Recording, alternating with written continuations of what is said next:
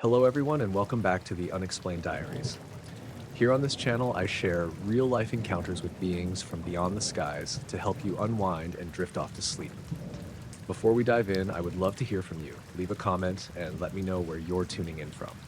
Now, find a comfortable spot, relax, and let's begin. I was driving back from a job in northern Utah, cutting through one of those long stretches of two-lane highway that wind through farmland and hills. It was around 9:30 at night. No other cars in sight, just the occasional cattle gate and those blinking red lights on wind turbines in the distance. I was heading toward Price, planning to stop for the night before continuing home the next morning. I wasn't tired. I had music going, windows cracked a little to keep cool. I remember glancing at my GPS, which said I had about 60 miles left to go. Then I passed a handmade sign that said no services next 30 miles, which I thought was funny because there hadn't been any for the past 30 either. I checked my phone just out of habit. 2 bars, LTE. A few minutes later, my phone buzzed and then went totally dead. Not like it powered off, but just froze. The GPS dropped, music stopped, and the screen locked up with the map halfway loaded. I tried restarting it, but the power button didn't do anything. Then I looked at the dash and my car's clock had reset to 12. Like when the power goes out and everything blinks. That made me slow down a little. I figured maybe I was just hitting a weird dead zone. I'd driven through spots with no signal before, but something about this stretch felt different. The road was straight, but I realized I hadn't seen a single sign or marker in a while. Just fences and hills and that dull yellow grass you get in dry valleys. About 10 minutes in, I noticed I was gripping the steering wheel way tighter than I needed to. My eyes were locked on the road like I was expecting something to run out. The weird part is, there weren't even trees or anything, just open land. I couldn't shake the feeling that something was off, though I couldn't tell you what exactly. Then I saw the light. It looked like a single headlight in the distance, up ahead. Bright white, too high off the ground for a car and not moving. I slowed down more. It stayed in place, just floating there maybe a quarter mile ahead. No flicker, no sound, just a sharp white glow like a spotlight facing toward me. I came to a near stop without realizing. My headlights hit a rise in the road, and as I crested it, the light vanished. Just gone. I scanned around, nothing. The ground was flat and open. I even looked out the side window to see if it had moved. Still nothing. I told myself it was probably some kind of reflection or a light on a tower I hadn't noticed. But the silence made it worse. No bugs, no wind, just the low hum of the engine. I kept driving, trying to shake it. After a minute or two, I looked at my phone again. Still frozen. I pushed the power button again, and this time it restarted, but came up with the Apple logo and stayed stuck there. No signal, no apps loading, nothing. That's when I started paying attention to my odometer. I'd been on that stretch of road for what felt like a while. My gut said I should have seen a turnoff or at least a mile marker by then, but the odometer said I'd only gone maybe 8 miles since the phone cut out. It felt like more. I checked the clock, still blinking 12. At some point, I noticed something in the rearview mirror. Just a flash, like movement, behind the car. I tapped the brakes, looked back. The road was completely empty, but for a split second, I'd swear I saw something step off the side of the road into the ditch. No headlights, no taillights. Just the shape of something upright and tall slipping out of view. I didn't stop. I sped up a little and kept both hands on the wheel. I remember my heart was pounding, not in a panicked way, more like a slow thud in my chest.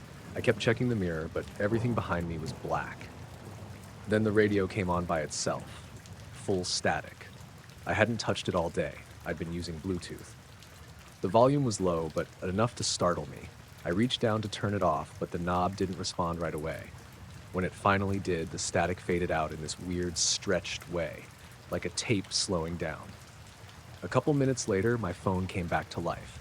The map loaded, and I finally had signal, but the little blue dot wasn't where it was supposed to be.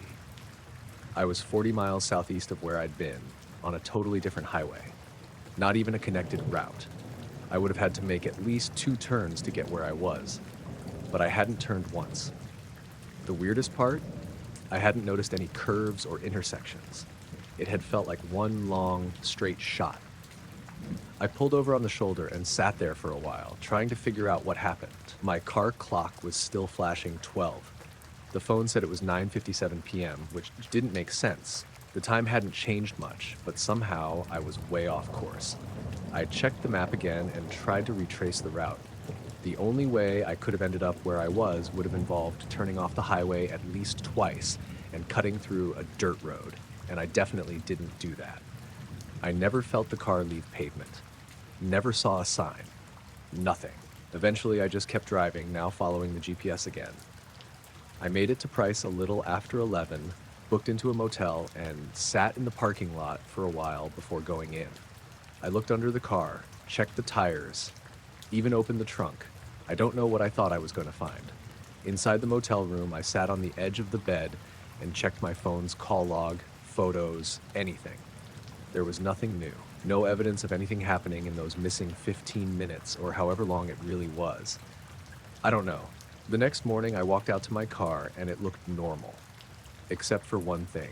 The back windows were fogged up from the inside. Not like condensation, more like someone had breathed on them. Smudges, faint outlines. I wiped them off with my sleeve and just stood there for a minute, trying not to let it get to me. I've made that drive again since, but I take a different route now, even if it takes longer. I don't trust that stretch of road anymore. I looked it up later, tried to find reports of weird signal drops or anything. Nothing. I still don't know how I ended up 40 miles off course, or what I saw, or what I didn't see.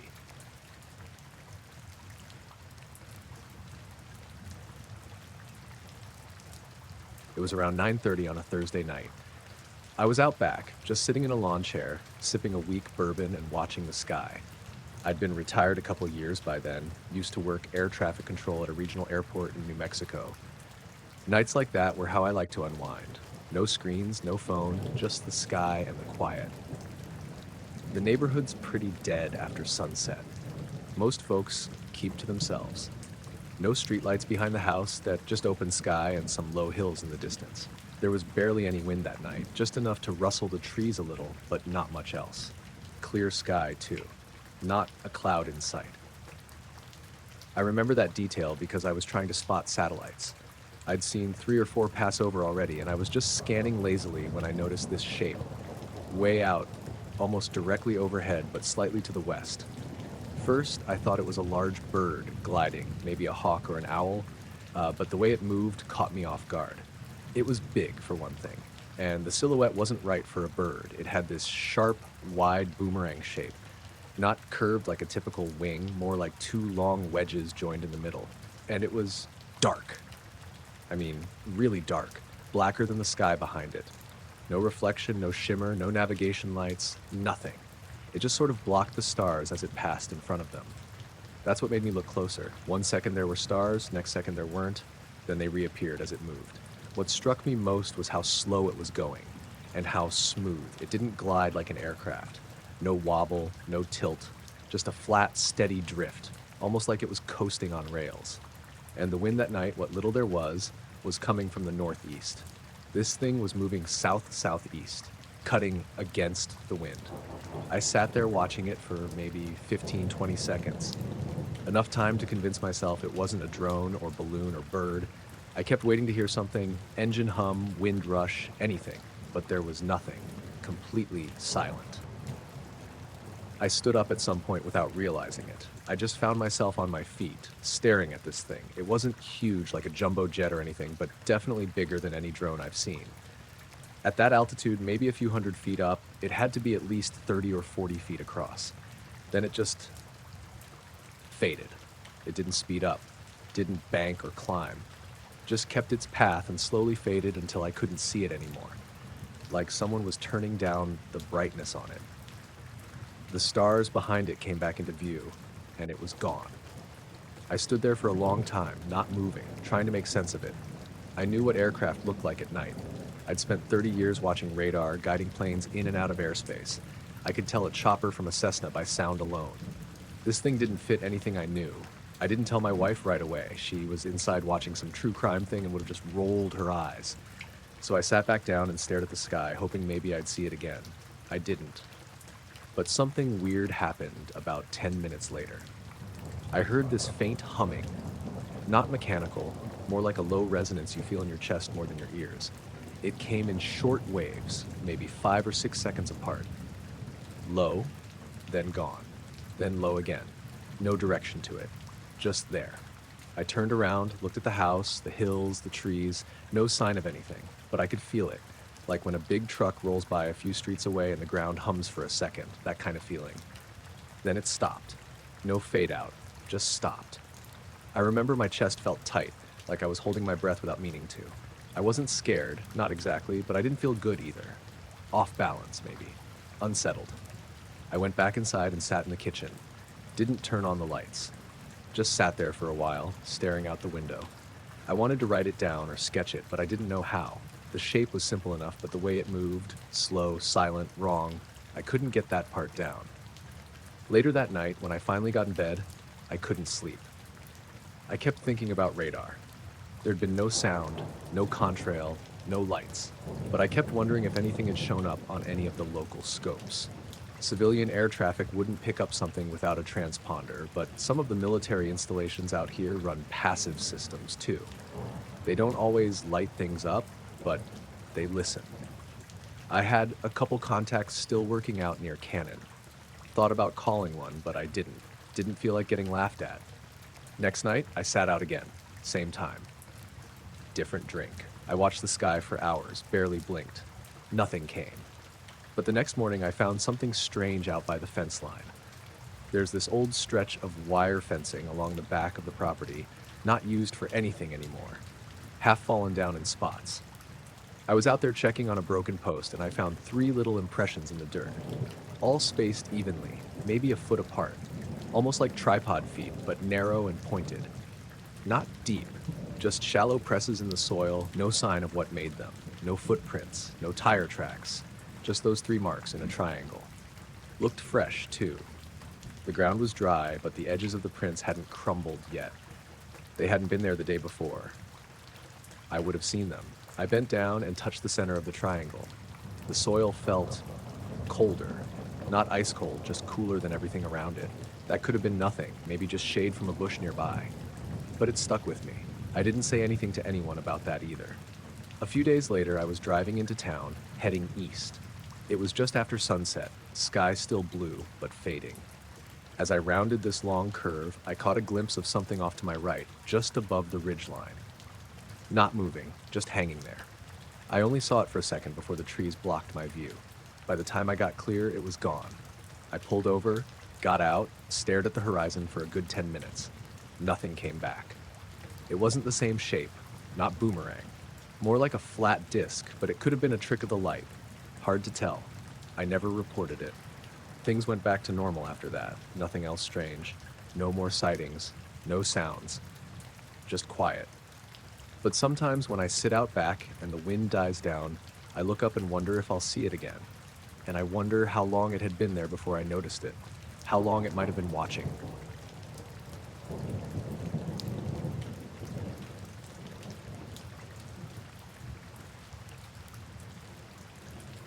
It happened in western Kansas, early May. I was chasing storms alone, nothing crazy, just your standard low-risk day, marginal setup, mostly for practice and footage. I'd driven up from Oklahoma that morning and ended up just west of Hill City by the afternoon.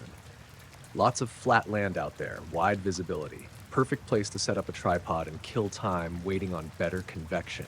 The cell I'd been watching wasn't doing much. Some lazy updrafts, a couple rumbles, a lot of cloud-to-cloud lightning. No real structure.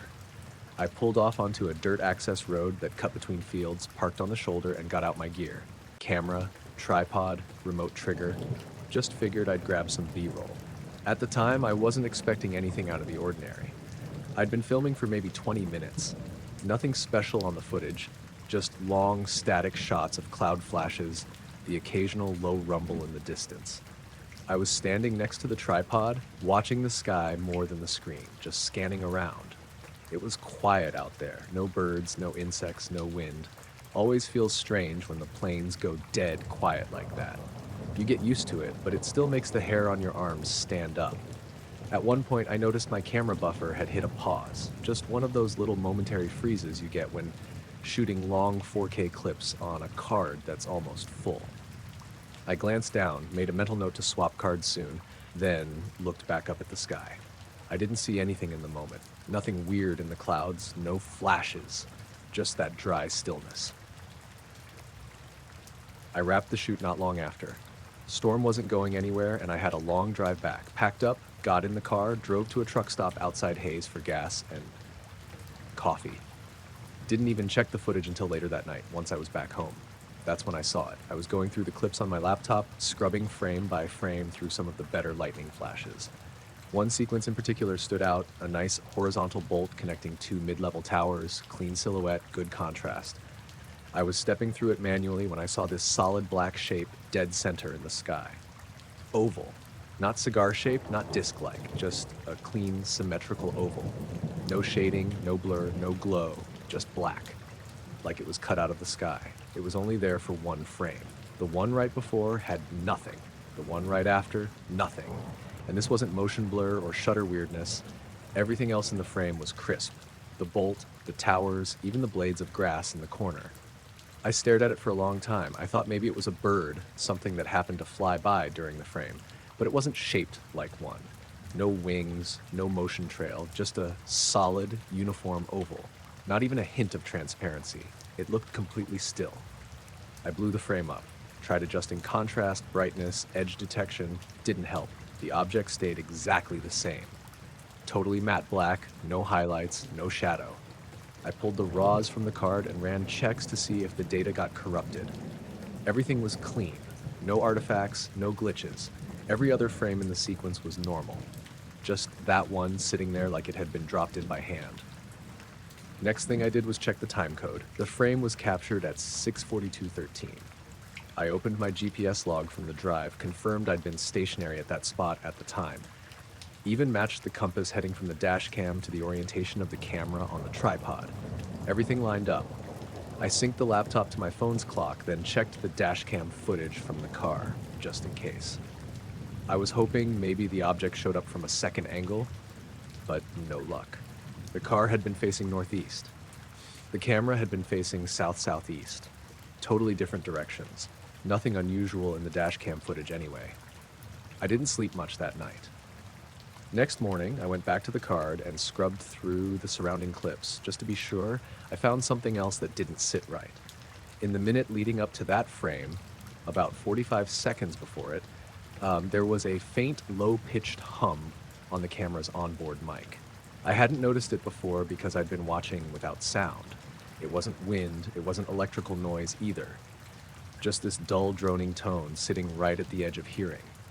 It started faint, peaked around 20 seconds before the frame, then dropped off and vanished 10 seconds after. I boosted the audio and listened with headphones. The tone wasn't steady. It wobbled slightly, like modulation. Not rhythmic, but not random either. Just enough variation to feel intentional. It made me uncomfortable in a way I can't explain, like it wasn't supposed to be there. The audio file passed all the checks, no corruption, no dropouts. The waveform was clean. I even tried playing it through a spectrogram viewer just to visualize the tone. It sat in a tight band, right around 57 hertz. That's below most environmental noise and not common in nature. It felt wrong. I went back to that location a week later. Same road, same field, same setup. Everything looked normal. The wheat was a little taller, some new tire tracks on the dirt shoulder, but otherwise unchanged. I walked the field for a while, looking for anything out of place. Didn't expect to find much. But about 40 feet from where I'd set up the tripod, I noticed this rough patch in the grass. It wasn't a perfect shape, just a shallow depression, maybe 6 feet across. The stalks were bent outward in a circular pattern, flattened toward the edges. It didn't look like a tire track or animal bed. There were no prints, no burned edges, just a circle of crushed wheat with nothing in the middle. I checked for wind damage. Nothing else nearby was disturbed. The grass surrounding the spot was upright and healthy. The weather logs for that day showed no gusts strong enough to do that kind of thing. I didn't step into it. Something about it felt off limits. I took a few photos and left. Since then, I've looked through every frame of that shoot dozens of times.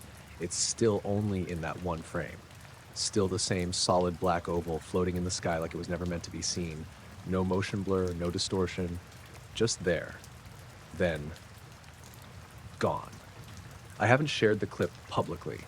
Thought about it, but I know what happens to people who post stuff like this. I've shown it to a couple friends in the storm chasing community, but nobody had any theories that made sense. A couple guys said drone, one guy said bird, but none of their examples looked even close, and none of them could explain the sound. I haven't been able to explain it either. The weirdest part is, I don't remember seeing anything in person. I was looking at that sky the whole time. If something had hovered out there, even for a second, I should have seen it. I should have felt it. But I didn't. Only the camera did.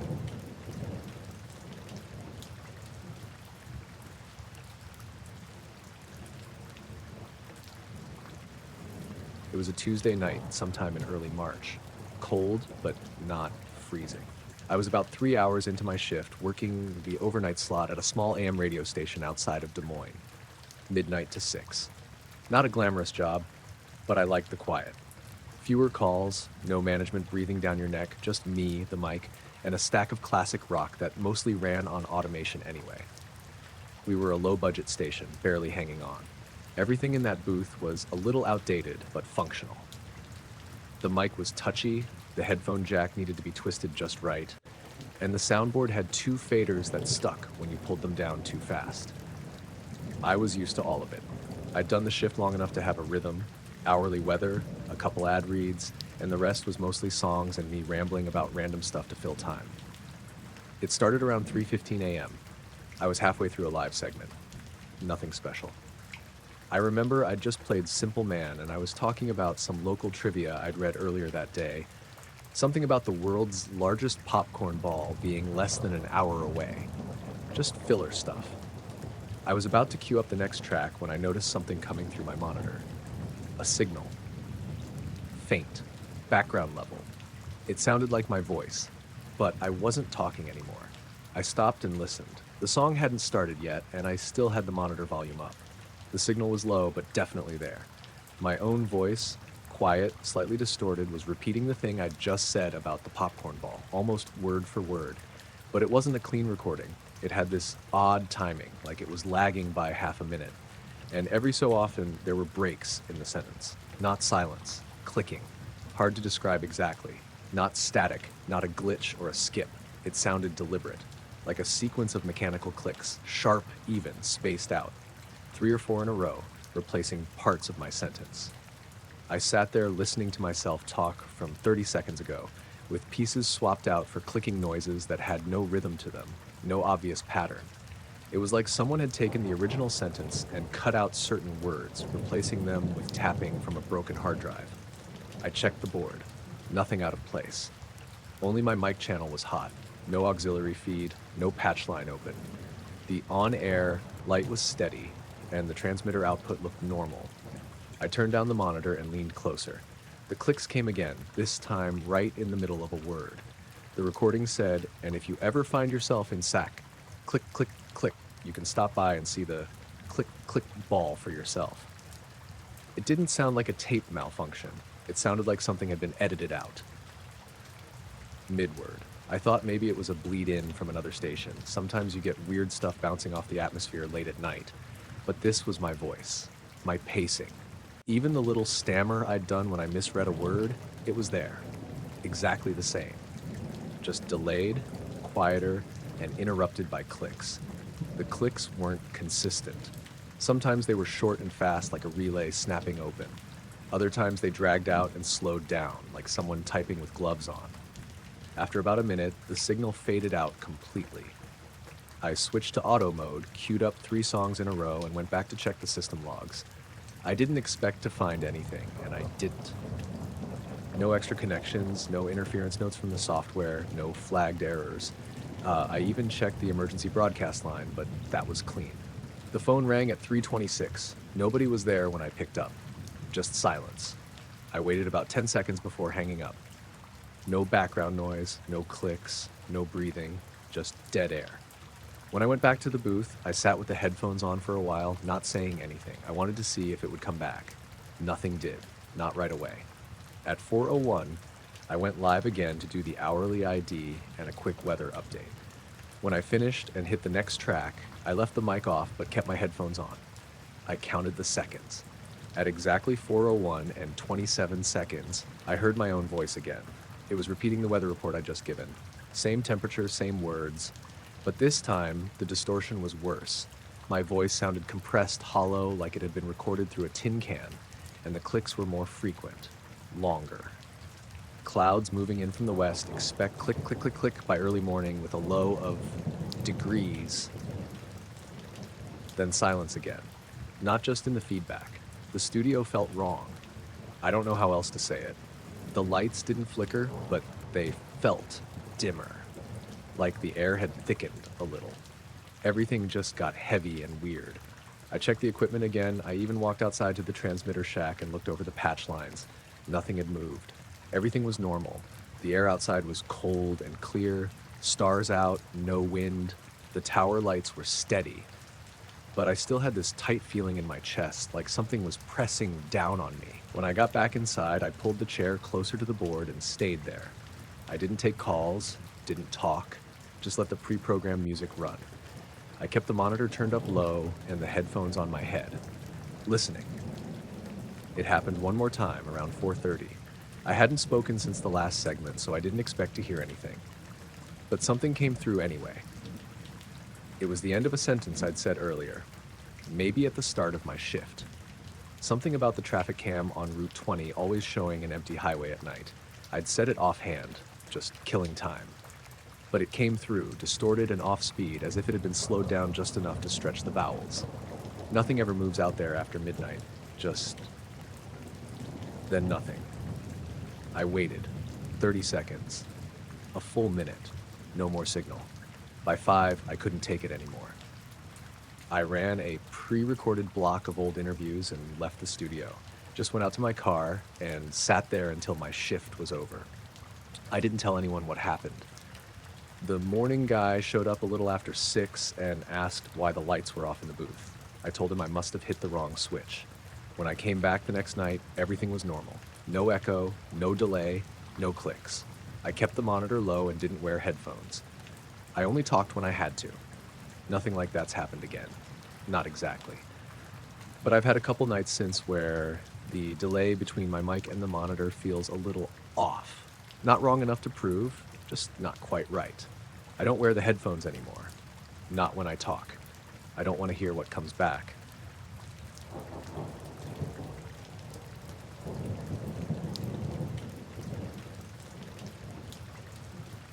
I was walking a loop trail just outside of town, this spot I go to when I need to clear my head. It's not some deep wilderness or anything, it's just a few miles of woods behind a state park with a river crossing and some old hunting roads branching off. Pretty quiet during the week, which is what I like. This was late October, a little after 6 in the evening. The sun was already starting to dip. I had maybe an hour of light left. I wasn't planning on staying out long. Just wanted to walk the trail, maybe sit by the river for a bit and head back before dark. There was no one else on the trail when I got there. One other car in the lot, but I didn't see anyone. I had a thermos in my backpack, plus my phone, earbuds, and a flashlight just in case. The air had that cold, damp smell, leaves and mud and moss. The first half of the trail is a steady incline through tall pines, then it flattens out around a ridgeline. That's where I first heard the sound. It was a low hum, sort of metallic. Not loud, more like something you feel than hear. Almost like those old high-voltage transformer boxes, but smoother, steadier. I stopped walking and looked around. Nothing moved. No wind, no animals. Just that humming, faint but distinct, and no clear direction it was coming from. I thought maybe it was some old equipment. There's a radio tower a couple miles east, but the sound didn't seem far away. It felt close, like it was in the trees around me. I took a few steps forward and it followed. Not louder, not closer, but it kept going, in sync with my movement. I stopped again. The sound stayed, waited. Then it faded out, like someone slowly turning a volume knob down to 0. That's when I pulled out my phone. I opened the voice recorder app and hit record. Nothing fancy, just held the phone up, hoping to catch whatever it was if it came back. I stood there for maybe 2 minutes. No sound, no wind, not even birds, just dead still. I started walking again, keeping the recorder running in my hand. A minute later, the humming returned. This time it came in fast, just snapped on like a switch, no buildup, just there. Same pitch, same weird, even tone. Not electrical, not natural. I don't know how to describe it exactly. I stopped, looked at the screen. Still recording. I held the phone up higher. The sound kept going. Then I said something out loud. Just a quiet, "Do you hear this?" Like I was trying to make it real. The second I spoke, the sound cut off. I checked the phone. Still recording. I kept walking. No humming. After maybe 10 more minutes, I reached the river. Just a wide stream, really. But it cuts through a little valley and the trail loops around it. There's a clearing there with a couple big flat rocks where people sit sometimes. I dropped my pack, sat down, poured a little coffee, and replayed the recording. The file was blank. It had a timestamp. Said it recorded for 4 minutes and 18 seconds. But there was no audio at all. Just silence, not even background hiss. I thought maybe I'd messed something up, forgot to unmute, or the mic was covered. I tried recording again, said a few words, then played it back. That one worked fine. I saved both files. Tried opening the first one again, still blank. I sat there for a while, not sure what to think. Right around then, I noticed the birds, or the lack of them. Usually there are a few, woodpeckers, blue jays, chickadees. Even this late in the season, there's always something. But it was dead silent. I remember thinking it felt like the woods were holding their breath. Then the humming started again. Louder this time. Same tone, but thicker. I stood up and turned in a slow circle. It wasn't coming from one direction. It was all around, like the air was vibrating. I started recording again. This time I didn't say anything, just held the phone at chest level, turning slowly in place. The sound kept going for maybe 20 seconds. Then I felt something, a shift, almost like pressure in my ears. Not pain, just that weird pop you get in elevators. And then it stopped. I hit stop on the recorder, saved the file. I played it back, nothing. Same deal as before. The file existed, length was right, but no sound. That's when I started feeling nervous. Not scared, exactly, but off. Like I'd stepped into something I wasn't supposed to notice. I packed up and started heading back. The trail out takes a different loop through thicker woods. Less open sky, more undergrowth. I didn't want to stop again, just kept a steady pace. Every few minutes I'd hear that humming flicker in, then fade out again.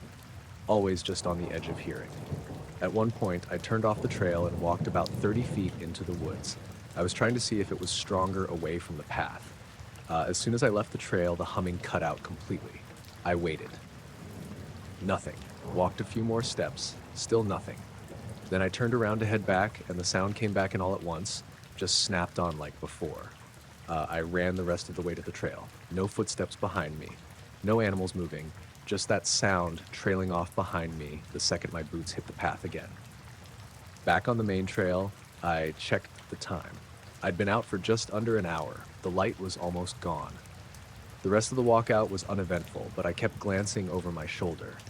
Every now and then, I thought I saw movement, like a figure stepping behind a tree just outside of clear sight. But that could have been shadows. I didn't hear the humming again. When I got to the parking lot, the other car was still there. Same spot, no lights on. I got in my car and locked the doors right away. Before starting the engine, I pulled out my phone and checked the last recording. It was gone. The second file, the one I'd saved near the river, was just missing. The first one was still there. The test file too, but the most recent one, the one I definitely saved, wasn't on the list. I didn't know what to do with that. The drive home was normal. No cars behind me, no strange sounds, nothing in the mirrors. I plugged my phone into laptop when I got home and checked the internal files. Same deal. No trace of that second recording. I haven't been back to that trail since.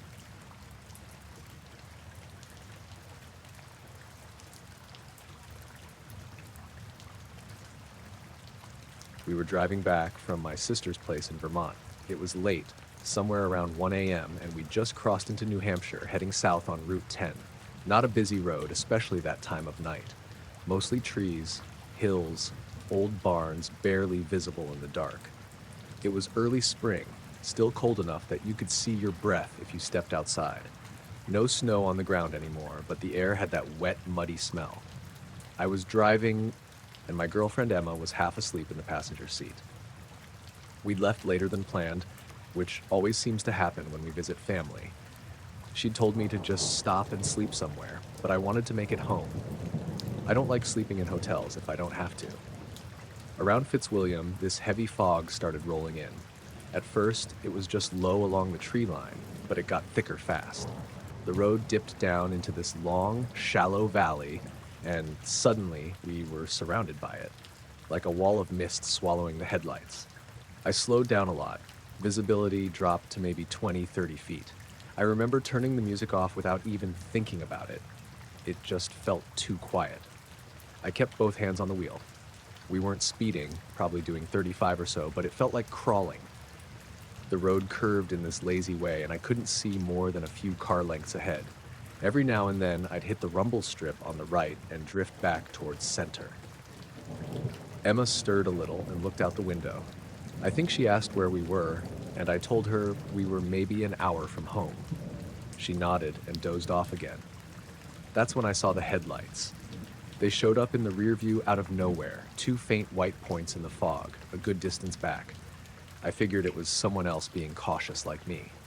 Maybe a local who knew the road better. At first I was relieved. There's something about being totally alone in fog like that. It messes with your head. Seeing another car felt normal, but after a few minutes, I noticed the lights hadn't moved. They weren't gaining on us, but they weren't falling back either. Just there. Same distance, same angle, never swaying, never bouncing. I glanced at the speedometer, still doing about 35. If it was another driver, they should have closed that gap by now. Or at least drifted a little when the road curved. But the lights stayed perfectly aligned with my rearview mirror, like they were fixed there. I told myself it was probably just someone nervous, matching my speed. I even tapped the brakes once, thinking they might pass. But they didn't. They just adjusted, stayed the same distance behind. 10 minutes passed like that. No change. Then Emma sat up and said, "There's someone behind us?" She must have caught the lights in the side mirror. "Yeah," I said. "They've been there a while." She leaned closer to the window, peering back. "Are they flashing us?" I looked. No flashing, just steady beams in the fog. "I don't think so." Another curve came up, and I noticed something weird. The lights didn't drift like headlights normally do. You know how when a car goes around a bend, the lights swing slightly? These didn't. They stayed centered, like they weren't attached to anything actually driving.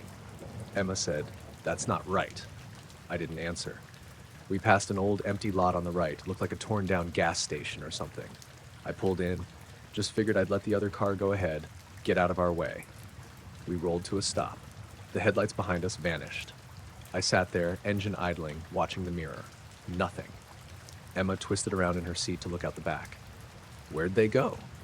There was no turnoff behind us. No driveway, no pullout. Just that stretch of road and trees on both sides. I even opened the driver's side door and stepped out. Cold air hit me like a slap. I walked to the back of the car, stood there for a minute. Nothing but fog. Thick, pale, swirling. I couldn't even hear another engine, just the idling of my own and the soft crunch of gravel under my boots. I crouched a little, looking under the rear of the car, as if I'd somehow missed something. But there was no glow, no shape, no sound. I got back in and shut the door. "They're gone," I said. Emma looked at me like she didn't want to ask what that meant. We sat there for a bit, trying to decide whether to wait longer or just keep going. After maybe 5 minutes, I eased the car back onto the road. The fog hadn't lifted at all. A mile down, we passed a small green sign. Nelson. 4 miles. I didn't remember seeing that one earlier, but I hadn't been paying close attention. Another couple minutes passed, and the lights came back. Same exact distance, same brightness, same position. Emma let out this small sound, almost a laugh, but not really. I didn't say anything. We drove like that for another 10 minutes. Never speeding up, never slowing down. The lights behind us didn't change, no turnouts, no other cars, just us and that silent shape behind. I tried flicking the rear fog lights on, like thinking maybe we'd get a reflection or some kind of response. Nothing. Eventually, we came to a split in the road, a T-junction with a stop sign and one of those faded old wooden markers pointing left to Keene, right to Harrisville. I turned left toward Keene. The lights didn't follow. I kept checking the mirror, waiting to see them reappear on the next stretch of road, but they never did. The fog thinned out as we got closer to town. Buildings started popping up. Porches with lights on, a diner closed for the night, a gas station with one pump blinking out of order. Neither of us said much. We got home around 2:30. I parked out front and we just sat in the driveway for a minute before going inside. Next day, I pulled up the dash cam footage. I don't use it often, mostly just for insurance reasons, but I wanted to see if the lights had been captured. They weren't. Everything else was there. The curves, the stop sign, the old lot we pulled into. But there were no lights in the footage. Nothing behind us except the empty road and fog. I checked the timestamps, scrubbed through it twice. Still nothing. I haven't driven that stretch of Route 10 since.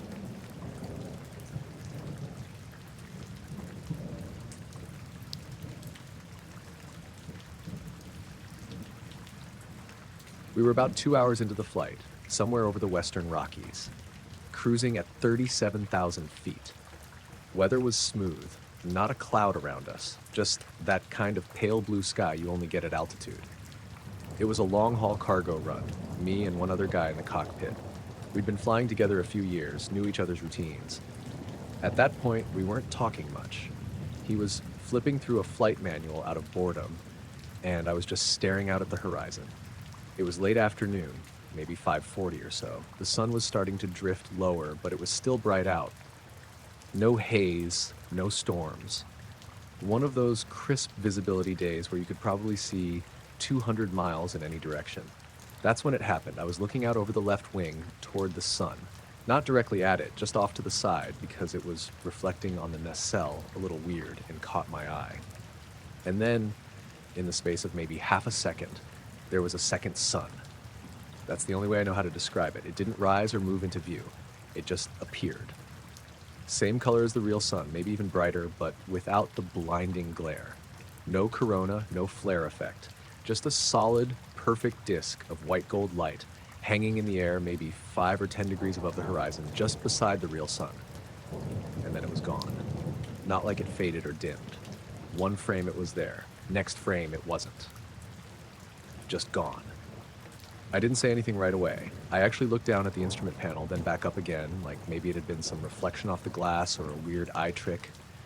The other guy, Mark, was still flipping pages. I didn't want to sound crazy, so I just stared out for a minute, trying to recreate it in my head. I leaned a little to the left, changed the angle of the glass, moved my head around. Nothing. Sun still there. Normal. No reflections, no glare artifacts, no second light. Then Mark looked over and said, "You all right?" I just said, "Yeah." He went back to his manual. About 20 minutes later, we were over flatter country. Still daylight, just lower in the sky. I couldn't stop checking out the horizon. Every few minutes I'd glance left again, like maybe it'd come back. Nothing unusual. Until the TCAS chirped. That got both our attention. Mid-air collision alert, even briefly, is something you don't ignore. But there was no traffic showing on our scope. Nothing near us. Just a single tone, like it picked something up for a split second and then dropped it. Mark looked over at me. That was weird. I nodded but didn't say anything. A few minutes after that, the radio cut out. We weren't talking to ATC at the time, just monitoring center. But the signal just went blank. Not static, not squelch, just flat silence. Mark tried calling in. No response. He switched to another frequency. Same thing. Then we heard a burst of noise. Like distant chatter, but broken and jumbled. Not static, more like multiple voices bleeding into each other, out of sync. That lasted maybe 3 seconds. Then the regular signal came back, clear as a bell, just like before. Mark looked at me again. "Okay, that's 2. I told him what I saw earlier. He didn't say anything at first, just kind of nodded, then asked, "You sure it wasn't a reflection?" I told him I wasn't. But it didn't behave like a reflection. There was no source for it, nothing it could have bounced off, and it didn't move. It didn't act like light at all. It was just there, right beside the sun. He didn't push it. We had about 4 more hours of flying to go. For most of that, nothing else happened. I almost convinced myself I imagined it, until we were descending into approach about an hour from landing. We were at 23,000 feet in a shallow descent, passing over farmland and scattered towns. The sun was low on the horizon now behind us, and for a moment, just maybe 1 second, I saw something cast a shadow across the cloud layer below us. That's the part that stuck with me the most. The clouds were thin, high-level stratus, not dense enough to block the sun completely, but they picked up shadows if you looked closely. And there, skimming across them, was this enormous, soft-edged shadow. Not a plane, not a bird, bigger than our aircraft by far and wrong shape. More circular, but it moved too fast to track. Just zipped across the layer and vanished, like whatever caused it had dropped below the clouds or stopped being visible. I asked Mark if he saw it. He said no, but he was busy logging something at the time. We didn't say much after that. Landed normally. Weather was fine, handoff was clean, tower didn't report anything unusual. Later that night, I pulled up the flight recording on my tablet. Everything looked normal. Instruments, speed, altitude, all standard. There was no TCAS alert logged, no signal interruption, just clean data. I didn't bother mentioning the light in the report. What would I even write? There was never a second sun, but I saw it. It was there. Just for that 1 second.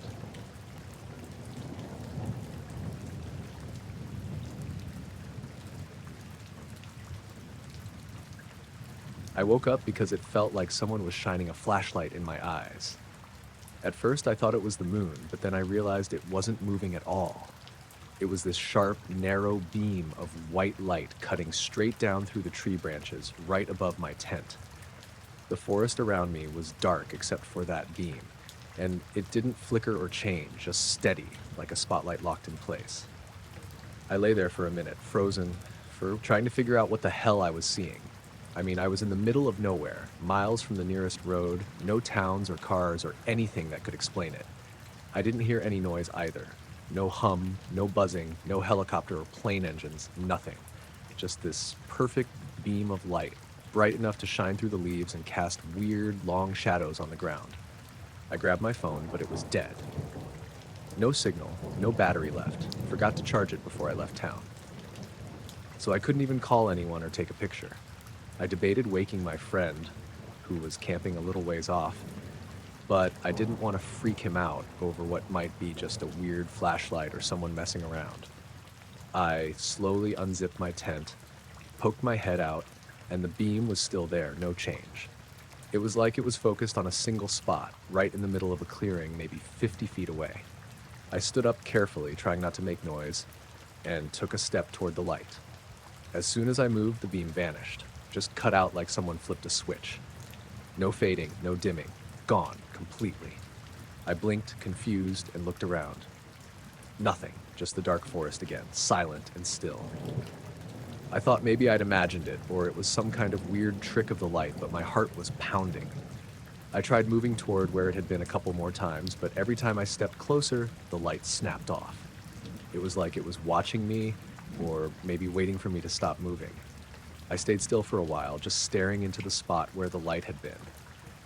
Then I noticed something else. The air felt off, like it was heavier or thicker somehow. It wasn't cold or hot, just weird, like the forest had been holding its breath. The next thing I noticed was the silence, not just the usual quiet of the woods at night, but a different kind of silence. No crickets, no wind rustling through the leaves, no distant owl or anything. It was like all the usual sounds had been sucked out. That alone felt wrong. I could hear my own breathing loud in my ears. I pulled my jacket tighter around me and started walking back toward my tent, but I kept glancing over my shoulder. The darkness felt too complete, like it wasn't just night, but like the forest was blank and watching me. Back at my tent, I grabbed my flashlight and turned it on. The beam was narrow and sharp, cutting through the black, but nothing was there. No light anywhere else. I swept the beam around the clearing and the trees, but everything was normal. The forest looked the same as always. No signs of anything strange or out of place. No footprints, no broken branches, no weird glows or shapes. I went back inside the tent and zipped it up. Tried to calm down, but my mind kept going back to that light. I felt like I wasn't alone out there, even though I didn't hear or see anything. I lay back down and eventually fell asleep. But when I woke up a few hours later, the sky was starting to lighten, and everything looked normal again. No trace of the beam, no feeling of that heavy air, no silence, just regular forest sounds, birds waking up, wind in the leaves. I packed up and left right after sunrise, not waiting for my friend to wake up. I didn't say anything about it at the time, mostly because I wasn't sure what I'd even say. It was just too strange. I've told a couple of close friends since, but it always sounds crazy when I say it out loud. There's this spot in the woods where the light had been, though, and sometimes when I think about it, I wonder if it's still there, watching, waiting.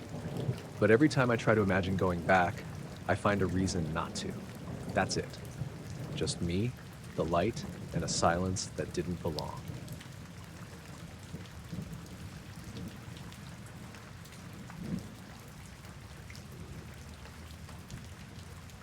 We were camping out by a lake in northern Wisconsin, not far from where my wife's family has some land. It's private property, no campsites or anything official, just a little clearing where her uncle had built a crude fire pit and left a couple of old folding chairs. No one else was around for miles. It was me, my wife, and our daughter, who was 7 at the time. We'd parked the car off the gravel trail and walked our gear in maybe a quarter mile through trees to the shoreline. The lake wasn't big, maybe 200 yards across, but deep, cold, and perfectly still most of the time. You could see tree reflections in it like a mirror. I'd never seen anyone else out there, not even boats. It doesn't connect to anything. We got there late afternoon, set up the tent, gathered firewood, the usual stuff.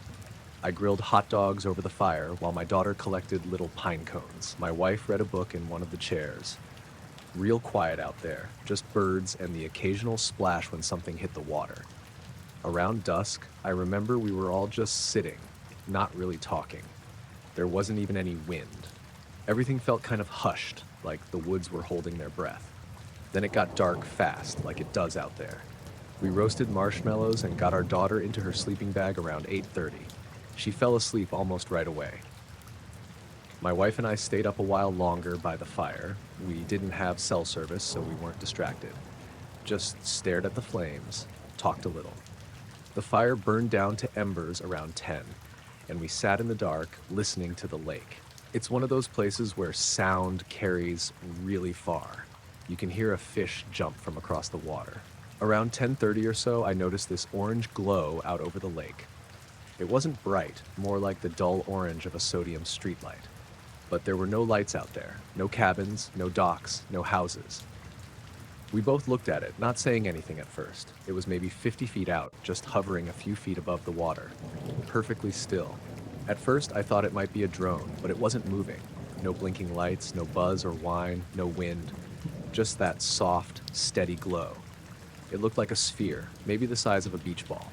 The color reminded me of when the sun sets behind smoke, muted but solid. We stared at it for a good 30 seconds before my wife whispered, "What is that?" I didn't know what to say. It wasn't casting light onto the water, and the lake's surface stayed still. No ripples, no reflection. That's what really got me. You'd expect some kind of shimmer or disturbance, but there was nothing. Just this floating ball of orange light. I stood up slowly, not sure why. I didn't get closer, just rose out of instinct. As soon as I moved, the thing blinked out. Not like it flew off or faded, just gone. 1 second it was there, the next it wasn't. No sound, no splash, no movement. The water didn't react at all. We just looked at each other. My wife asked me again what I thought it was, and I said I didn't know. We stayed up another hour, half waiting for it to come back. It didn't. The next morning, I walked down to the shoreline and checked for anything unusual. There wasn't even a mark in the mud. The surface of the lake was smooth as glass. I tossed a small rock into the spot where we'd seen it, just to watch the ripples. They spread out exactly like you'd expect. But that thing hadn't made a single one. We didn't talk about it much that morning, just packed up like normal. Our daughter had slept through the whole thing. On the walk back to the car, I kept glancing over my shoulder like maybe I'd see it again through the trees. Nothing. That was last summer. We haven't gone back to that spot since. Not because of anything bad, just we haven't.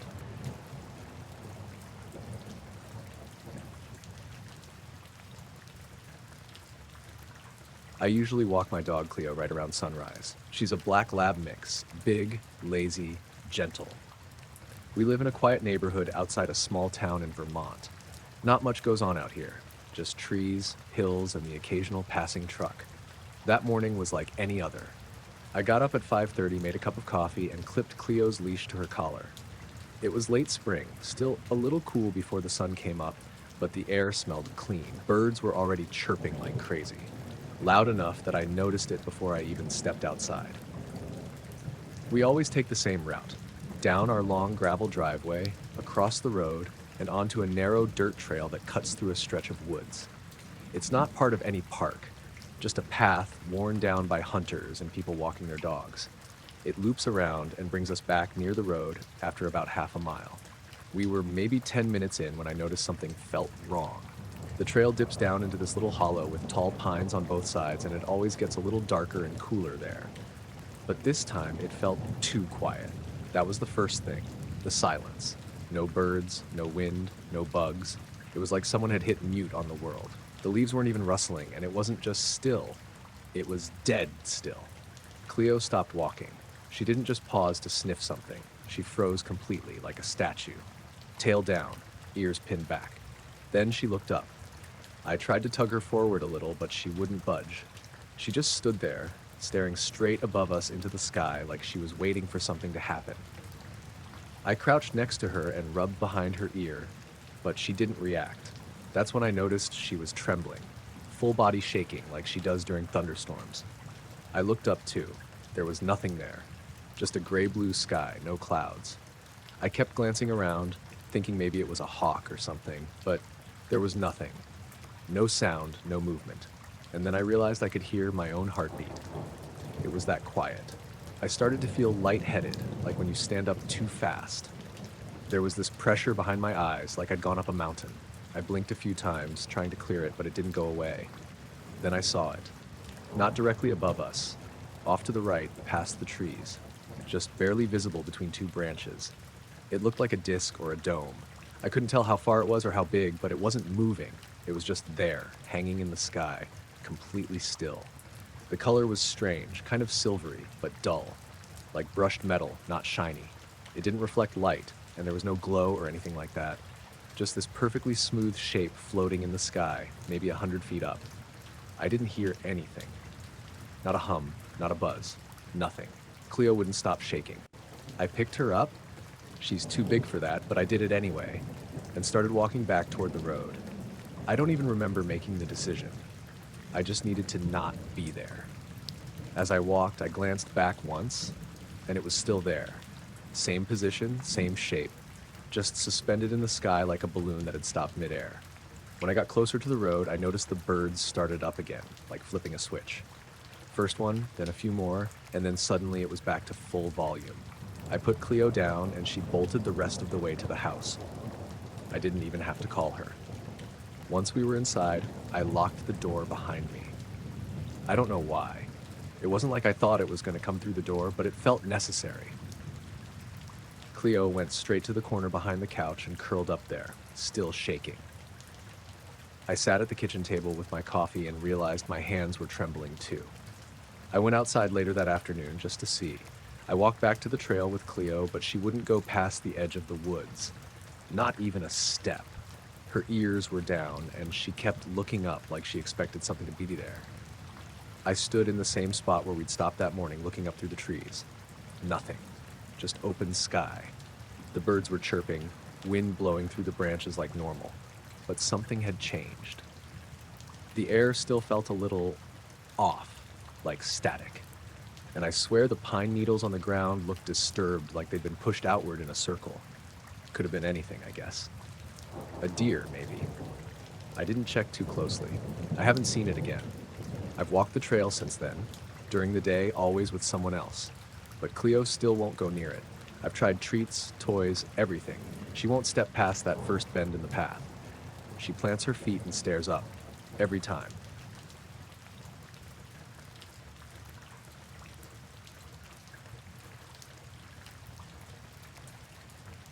It was a late summer night, the kind where the air stays warm even after the sun goes down. I was 16 and didn't have much else to do, so I grabbed my old binoculars and went up to the hill behind my house. It's not a big hill or anything, just a rise in the land that gives you a decent view of the sky and the town lights down below. I liked coming up here alone sometimes, just to stare up at the stars and think about how small everything feels. That night, the sky was clear, no clouds at all. You could see the Milky Way stretching out like a faint band of light, and a few shooting stars here and there. I'd been watching for maybe half an hour, just scanning the sky slowly, when something caught my eye.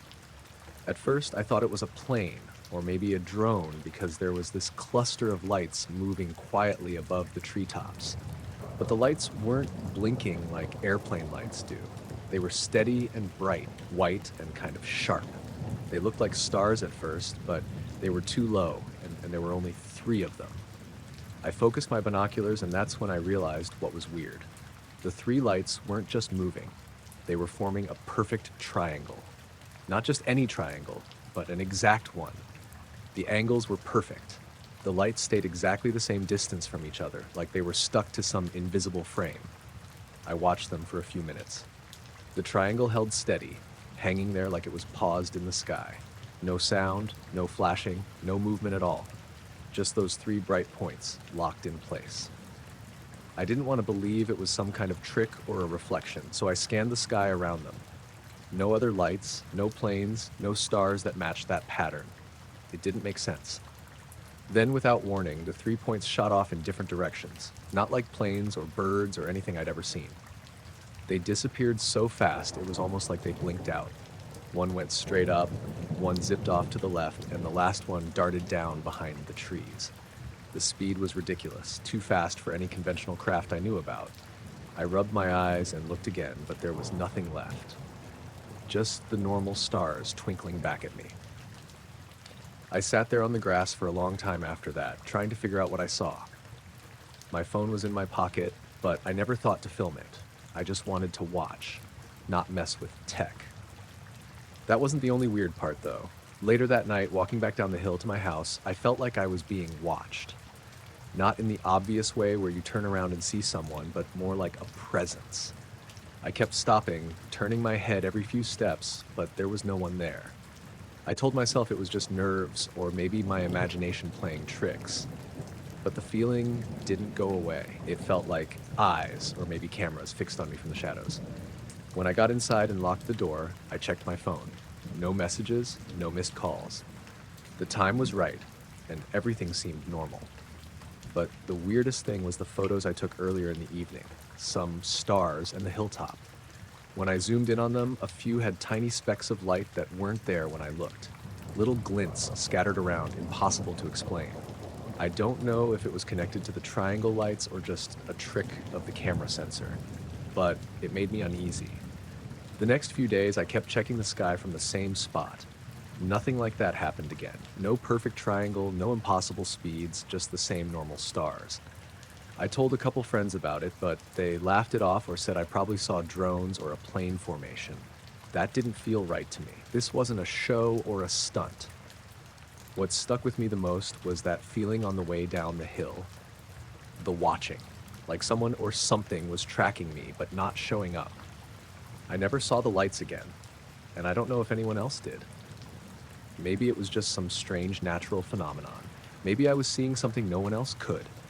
But sometimes when I'm outside late at night, looking up at the stars, I still wonder if those 3 lights are out there somewhere, just waiting to form their perfect triangle again.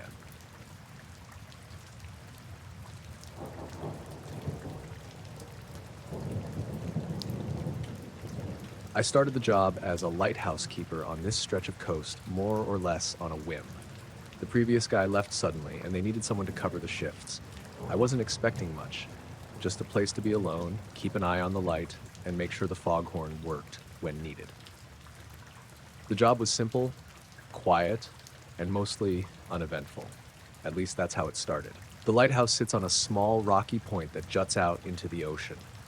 There's nothing but water in front of it for miles and a thin strip of rugged shore behind.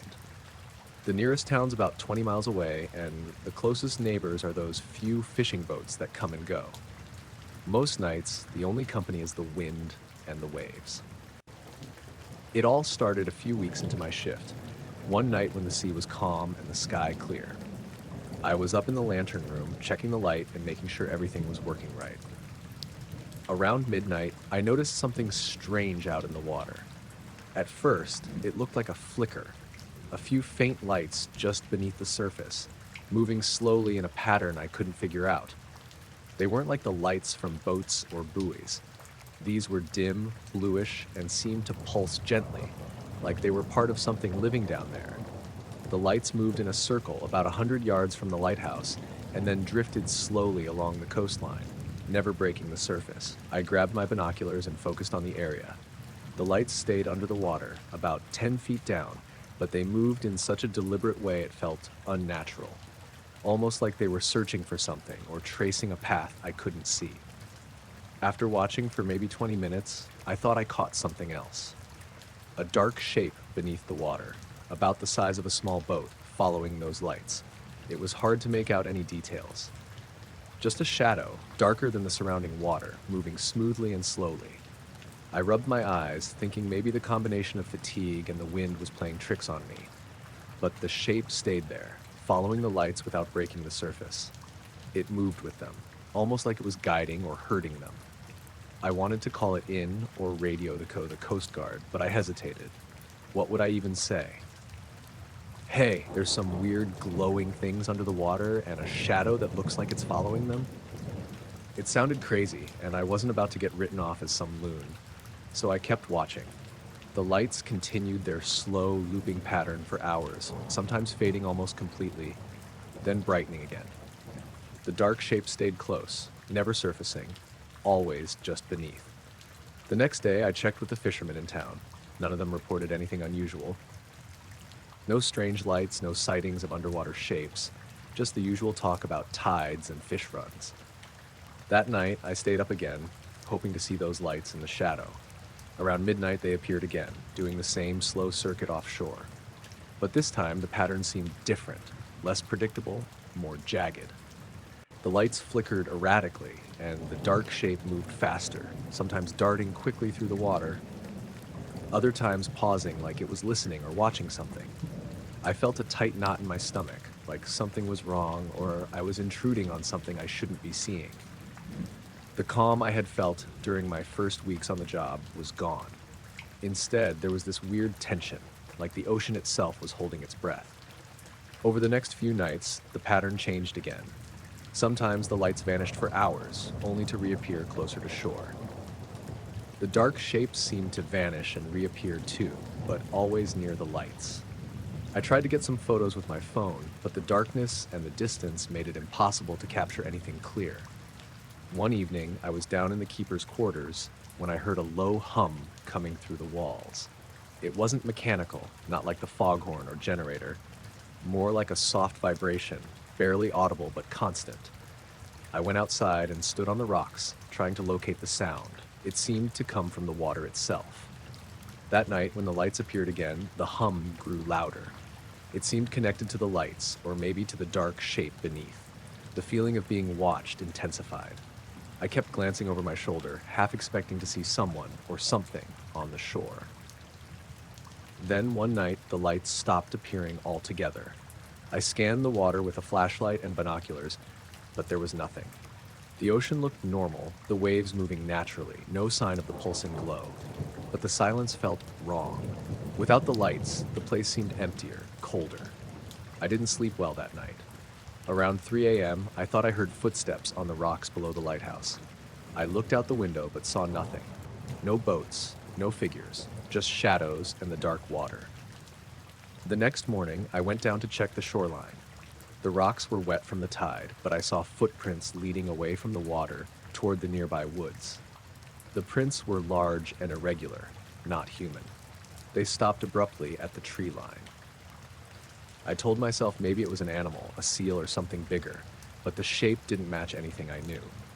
After that, the lights started coming back, but their pattern grew more complicated. Sometimes the dark shape would split into 2 or 3 smaller shadows, moving independently but staying close to the lights. Other times it disappeared entirely, yet replaced only by the shifting glow. I kept thinking about leaving, but the job paid well and the isolation suited me. Still, every night I felt that pressure, like I was being observed. The ocean wasn't just water anymore. It was something else, something watching, waiting. One night, a thick fog rolled in unexpectedly, swallowing the lighthouse and the shoreline. The lights under the water vanished and the dark shapes stayed hidden. I was alone in that gray silence, the hum from the previous nights gone too. Suddenly, through the fog, I heard a faint tapping, like something hitting the glass of the lantern room. I stood frozen, eyes scanning the mist outside. The tapping continued, slow and steady, but when I opened the door to look, there was nothing but fog and the crashing waves below. The tapping stopped. After a long moment, I closed the door and locked it. I stayed up the rest of the night, watching the fog press against the windows. The next morning, the fog had cleared, but the ocean looked darker, heavier somehow. The lights and shadows didn't return that night or the following ones. Eventually, my shift ended and I left the lighthouse behind. I don't know what those lights were or what the dark shape beneath the water was doing. Maybe it was natural, maybe not.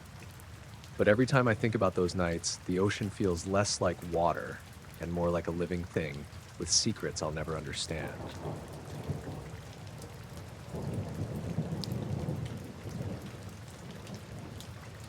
I work seasonal in a national park up north, mostly maintaining trails and setting up cameras for wildlife research. It's the kind of job where you spend a lot of time alone, just walking through the woods, checking cameras, noting animal signs, that sort of thing. The park's pretty big, a lot of remote areas, dense forest, and places no one really goes except the occasional hiker or ranger like me. One day, I was going through the footage from one of the trail cameras we'd set up near a clearing where deer are known to gather. The camera was mounted on a tree about 10 feet up, facing a little meadow surrounded by thick pine and spruce.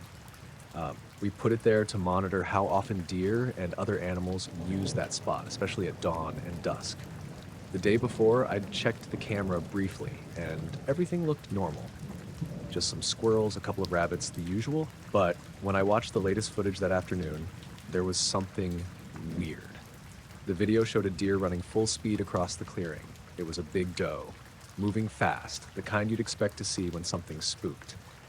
Then, right in the middle of the frame, the image turned to static for just a split second. Less than a second, really.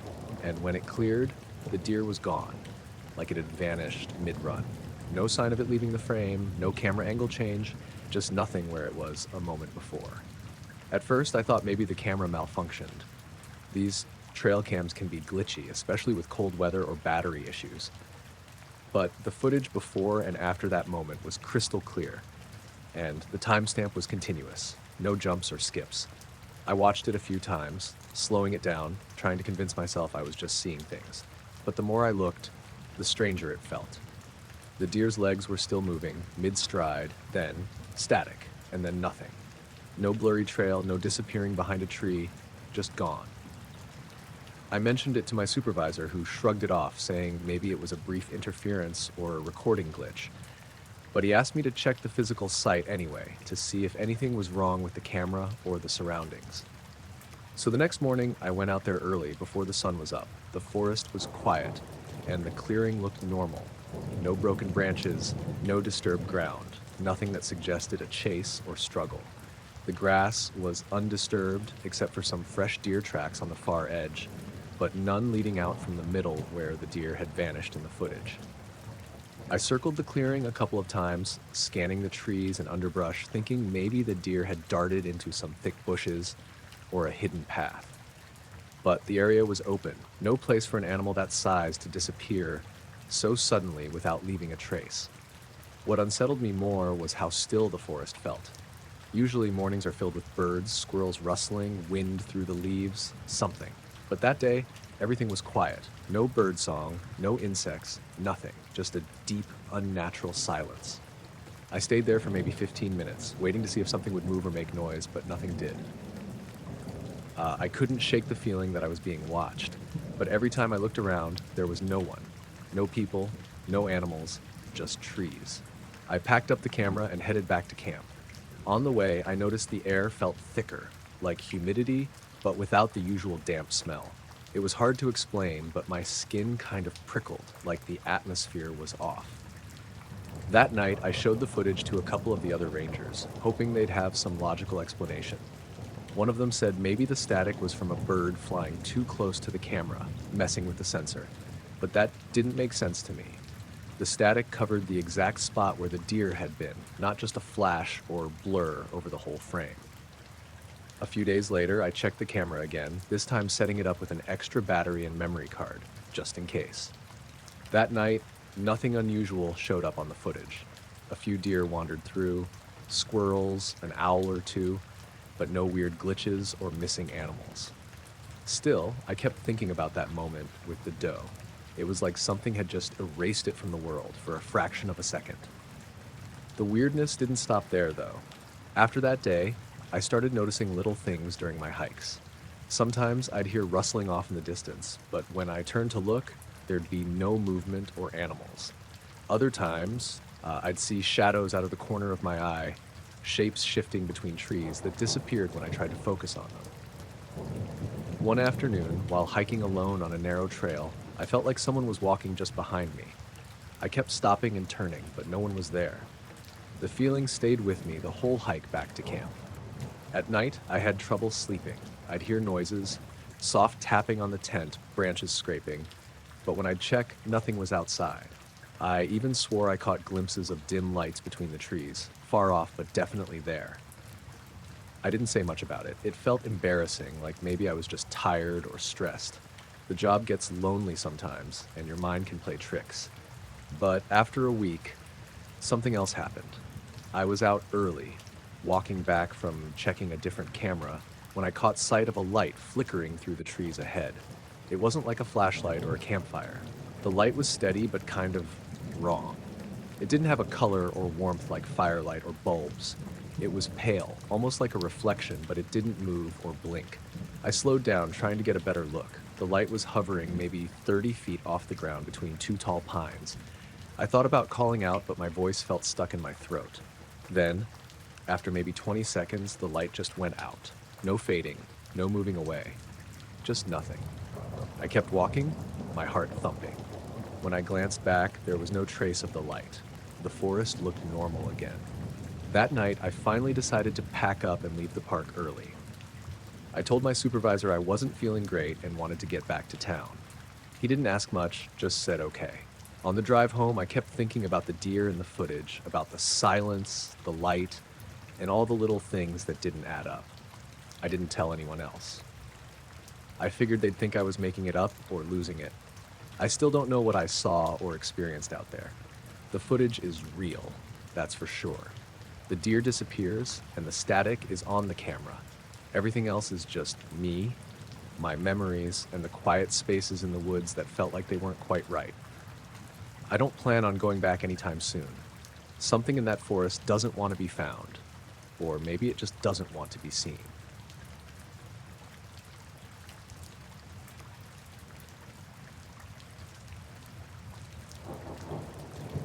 I was out in the field late that night, driving back to the main station after a routine weather balloon launch.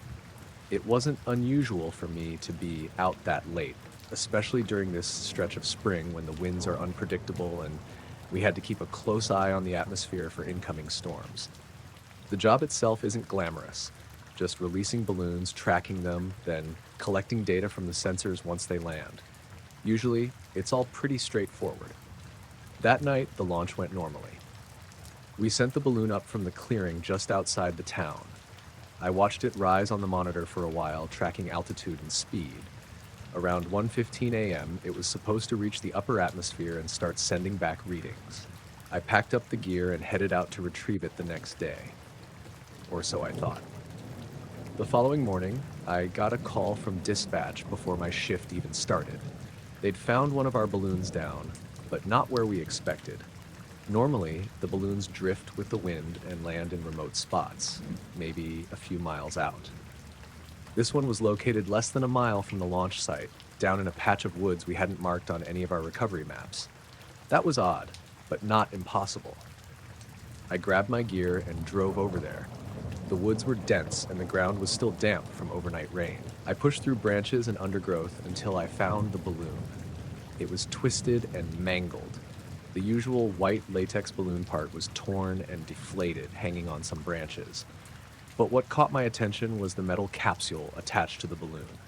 It was bent inward, like someone had crushed it with an incredible force. The metal wasn't cracked or broken, just buckled like a soda can that had been squeezed slowly but completely. I picked it up carefully. It was surprisingly heavy, considering its size. The capsule held the sensors and a memory card storing the data from the flight. I pulled the card out to check it in the field. That's when I noticed something else. The memory card was wiped clean. No data, no corrupted files, just empty. I thought maybe it had malfunctioned or got erased by accident. But the shape of the capsule didn't look like it had just landed hard. It looked like it had been crushed from extreme pressure. I called my supervisor to report. He told me to bring it back and run diagnostics. So I drove back to the station with the capsule resting on the passenger seat, still feeling that weird heaviness. Back at the lab, I hooked the memory card up to the computer. As expected, it showed no data. I tried recovery software, nothing came up. The sensors inside the capsule were also damaged beyond repair, but that was explainable since the capsule was bent. What didn't make sense was how it got bent like that without obvious impact marks or any sign of a crash. Usually, if a balloon hits the ground or trees hard, it shatters the capsule or breaks the sensors apart. I took a closer look at the woods where it was found. Nothing unusual stood out, except the ground around the spot was unusually dry. That area had no mud or puddles, even though the rain had soaked everything else. It was like some kind of heat or chemical had evaporated the moisture. I checked my gear for traces, but nothing. That evening, I left the station and drove home along the back road near the woods. I kept thinking about that capsule and the missing data. I'd been doing this job for years, never seen anything like this. Then, about halfway home, my phone buzzed with a text message. No number, just a string of numbers and letters. It looked like random code. I tried to open it, but it wouldn't decrypt. I deleted it thinking it was spam or a glitch. When I pulled into my driveway, I noticed my neighbor's porch light was on. That was weird since he usually turns it off around 10 p.m. I thought maybe he forgot or had a late visitor. I waved, but got no response. The door was slightly ajar. I shrugged it off and went inside. The house felt quieter than usual, almost too quiet. I double-checked the locks. Everything was secure. That night, I couldn't sleep. I kept thinking about the balloon and the strange conditions around where it landed. I got up and went to the window facing the woods. The moon was bright, casting shadows between the trees. For a moment, I thought I saw a flicker of movement, a pale light or reflection, just beyond the tree line. I blinked, and it was gone. The next day, I decided to go back to the recovery site during daylight. I wanted to see if I'd missed anything. When I got there, the patch of dry ground was still there, but it looked smaller than I remembered. I measured it with my phone GPS and compared it to the previous day's coordinates. The spot seemed to have shifted slightly, maybe a few meters. I took pictures, but when I looked at them later, some showed the area completely normal, damp and muddy, and others had that dry patch. I couldn't make sense of it. Over the next week, strange things kept happening. My equipment would sometimes lose signal for a few minutes, even indoors. When I checked the data logs, there were unexplained gaps, like the system had been shut down and restarted, but no one had touched it. Sometimes at night, I heard a faint hum outside, almost like static mixed with low-frequency vibration. It never lasted long, and I couldn't pinpoint where it was coming from. One morning, I found the capsule back on my desk, even though I'd locked it in a cabinet the night before. I was sure I had put it away. I asked my coworkers if anyone had moved it. No one did. After that, I stopped leaving the capsule unattended. But even then, it seemed like it had a presence. I felt watched, especially when I was alone with it. One afternoon, while reviewing footage from a nearby weather camera, I noticed something in the sky. A small, dark shape moving fast and silent, changing direction sharply. It was different from any bird or drone. It was too defined, too deliberate. The camera's timestamp showed it appeared minutes after I'd launched the balloon. The shape vanished in seconds. I kept staring at the screen, wondering if I was imagining things. I didn't tell anyone about the video. Nobody would believe it, and honestly, I wasn't sure what to think myself. Days later, I drove out to a remote spot where I sometimes camped to clear my head. I sat by the fire, staring into the dark woods. I thought about the balloon, the strange dry patch, the missing data, and that shape on the camera. Then I saw lights, faint and far off, just above the treetops. They weren't blinking like aircraft lights, more like soft, steady glows, shifting slowly in color from blue to green. I watched for a long time, and the lights didn't move like normal planes or helicopters. After a while, the lights disappeared one by one until the sky was just dark again. I packed up and drove home, feeling a little off, but calm. The capsule still sits in my drawer. I haven't tried powering it on again. I don't know what exactly happened to that balloon or why the data was wiped. I don't know what the dry patch means or what I saw on the camera, but I know something about that night was different. Something that doesn't fit with what I thought I knew. And that's where I'm stuck.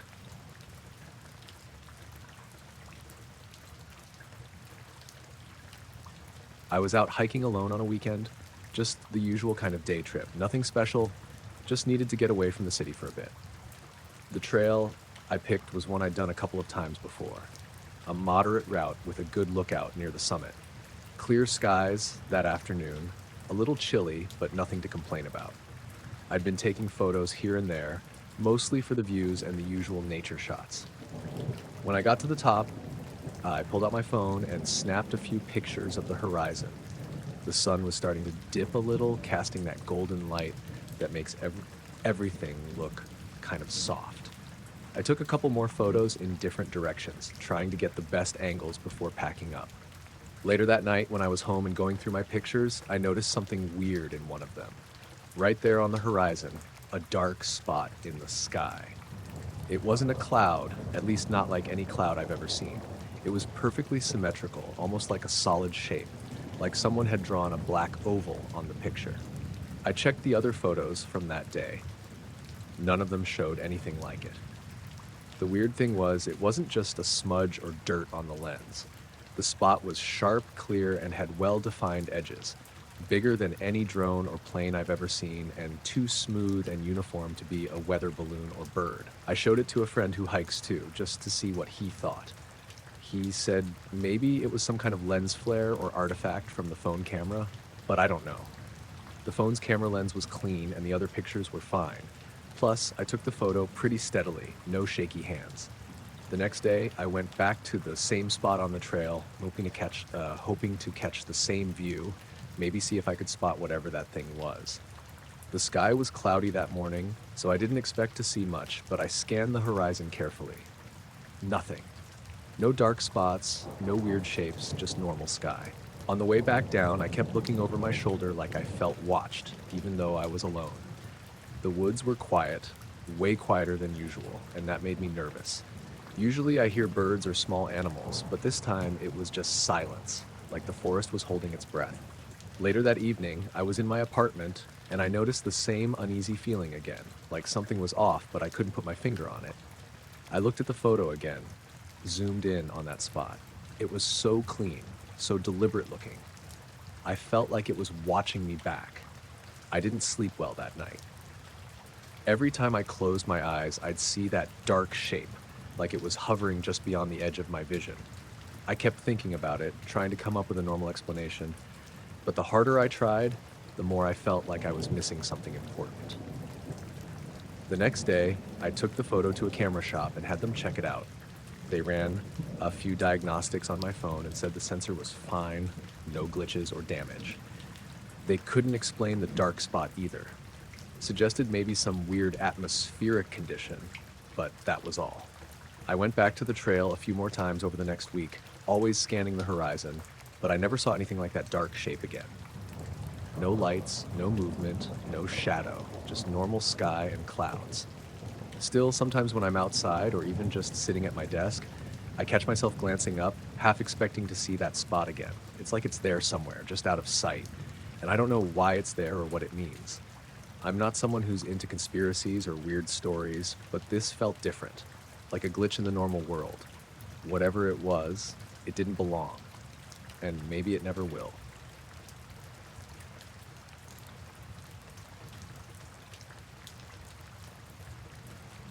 I got to the field just after sunset.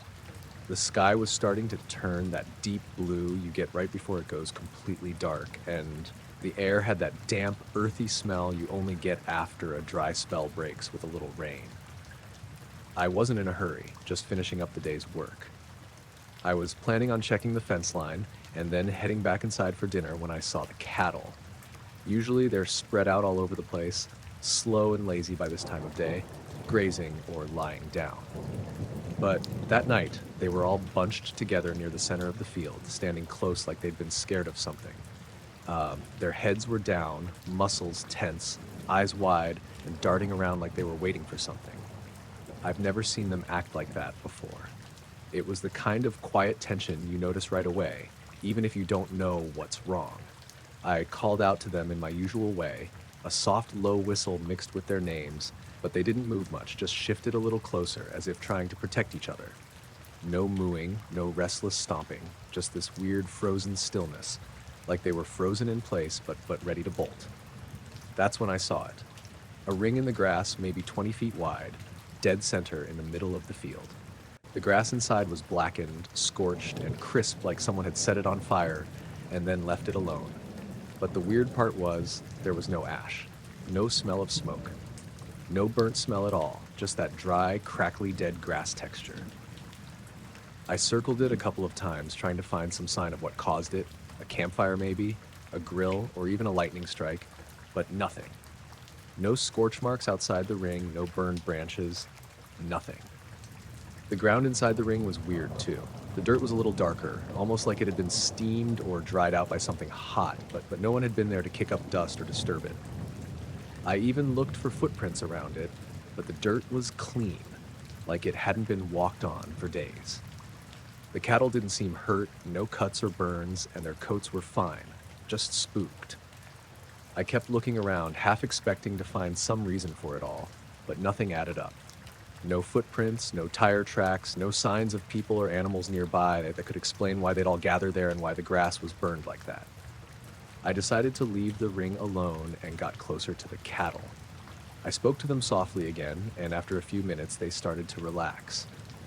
A couple even took a tentative step forward, grazing the grass just outside the ring like they knew better than to go inside it. I wasn't about to force them. When I turned back to the house, I felt this strange heaviness settle over me. I thought about calling my neighbor, but didn't want to sound crazy. We all live out here because we like quiet and no trouble. This wasn't normal, and it didn't feel like something to joke about. That night, I barely slept. I kept hearing what sounded like low humming, barely noticeable, but there, almost like the field itself was breathing. I got up a few times and looked out the window toward the pasture. The moon was high and cast pale light on the grass, but the ring wasn't visible from that far away. Still, every time I blinked, I felt like I was seeing something moving just at the edge of my vision. Something I couldn't quite focus on. The next morning, I went back out with the sunlight, hoping the strange feeling would fade. But the ring was still there, the grass the same burnt black, and the cattle were back to their usual slow, lazy ways like nothing had happened. I thought maybe I'd imagined some of it, the humming, the feeling of being watched. But then I noticed the ground right outside the ring. The grass there was bent flat, like something heavy had pressed down on it and then lifted. It didn't make sense, but I knew I hadn't seen or heard anything that could have done that. I spent the next few days keeping an eye on the field, waiting for something else to happen, but nothing did. No footprints, no other strange marks, no weird noises. Just the same old cattle grazing in a pasture with a weird, dead ring in the middle. I didn't tell anyone.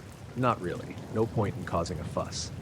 Sometimes I catch myself staring at that spot when I'm outside, wondering if something was there or if I just got caught up in one of those things you can't explain. The cattle never go near it now, and neither do I. It feels like the kind of place you just leave alone. That's the story. I don't have an answer for it. I just know it happened.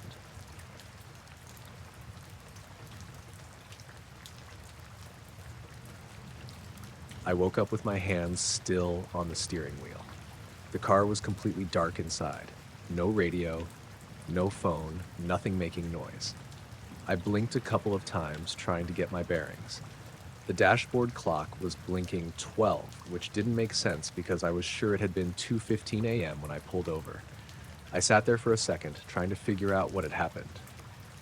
I remember driving down that stretch of road, feeling tired ahead, so I decided to pull off at the next turnout to rest for a bit. I thought maybe I dozed off just for a few minutes, but the clock told me something else.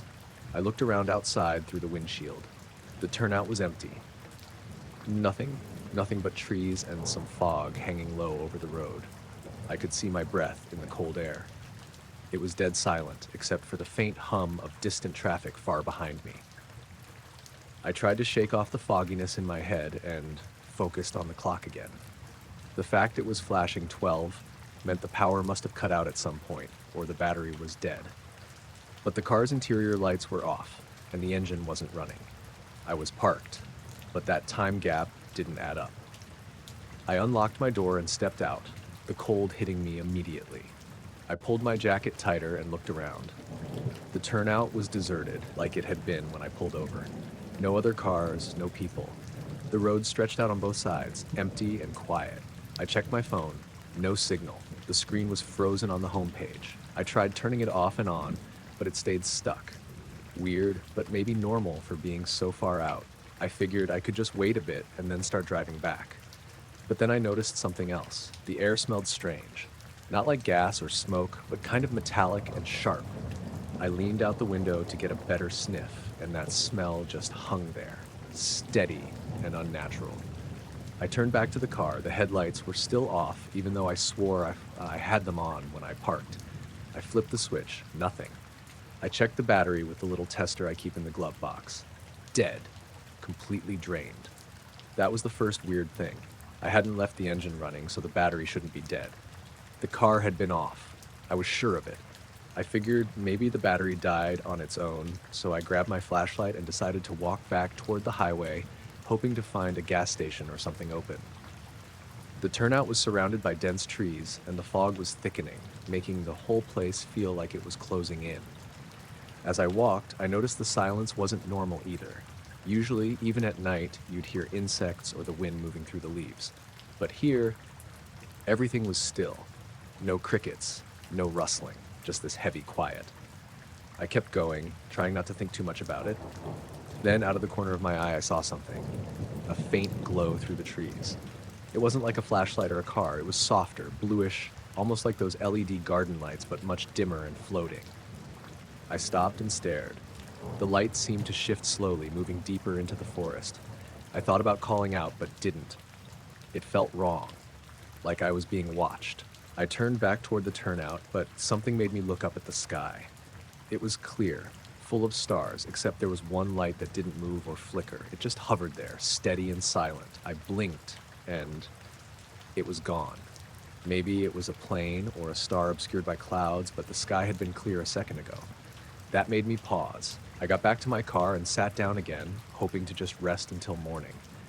That's when I realized something else. My watch was missing. I always wear it, but it wasn't on my wrist or in the car. I searched the seat and floor, but found nothing. The weird part was that I didn't remember taking it off. I sat there trying to make sense of all this when I heard a low hum. Not like an engine or a machine, but a soft vibrating sound, almost under the ground. It wasn't constant, more like a pulse every few seconds. I looked outside again, trying to find where it was coming from. The fog was thicker now, curling around the trees like smoke. The strange smell was stronger, metallic and cold. Then, from the edge of the turnout, I saw movement. Something dark slipped behind the trees. No sound, just a shadow sliding along the trunks. I blinked and it was gone. I told myself it was probably an animal, a deer or a raccoon, but the way it moved was unnatural. Too smooth, almost deliberate. I started the car, hoping the battery had charged somehow, but the lights stayed dead. The engine wouldn't turn over. I got out again and walked down the road, hoping to catch a passing car. The hum kept pulsing, and the fog seemed alive, shifting and swirling like it had a rhythm. I didn't see anyone or anything else, just the fog and the trees. Eventually, I made it back to the turnout, and the car was exactly where I left it. But I couldn't shake the feeling I wasn't alone. The next morning, I called a tow truck and got the battery replaced. The lights and engine worked fine after that, but the weird stuff didn't end there.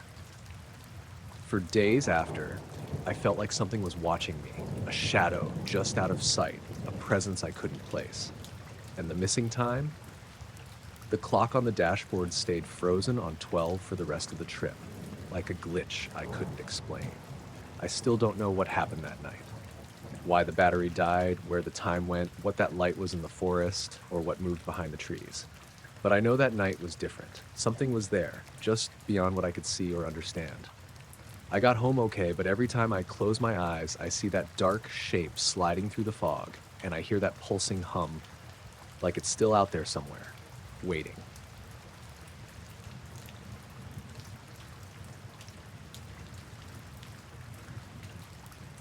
I was out in the backyard, just messing around with my camera, trying to get some footage of the stars. Um, it was one of those clear nights where the sky is full of little pinpricks of light and the air was cold but still. I'd been interested in astrophotography for a while, so I set my camera on a tripod, aimed it straight up, and started recording. The plan was to catch some long exposure shots of constellations, or maybe a shooting star if I got lucky. I wasn't expecting much, just a quiet night with some nice visuals. I remember glancing up every so often, just soaking it in. The stars seemed steady, the usual slow drift across the sky. About 20 minutes in, I noticed something odd on the screen of my camera. There was a quick flash, a brief streak of light, way up high, near the edge of the frame. At first I thought it might be a plane or a satellite passing by, but when I zoomed in, the movement didn't match anything I'd seen before. It moved in a sharp Z pattern, like it would dart in one direction, then suddenly zigzag the other way, then back again, all in quick, jerky motions. The speed was what really got me. It was way too fast for any plane or satellite. Those usually move in smooth lines or arcs, but this thing was changing direction faster than anything I knew. I rewound the footage a couple of times to make sure I wasn't imagining it. The flash happened again, and I caught a better look this time. No blinking lights, no steady glow, just a sharp flash, then a quick move sideways, then another flash. It felt unnatural, like it was watching or scanning or something. I stepped back from the camera and looked up at the sky, trying to find whatever it was with my own eyes, but there was nothing. Just stars, still and silent. That's when the weirdness started.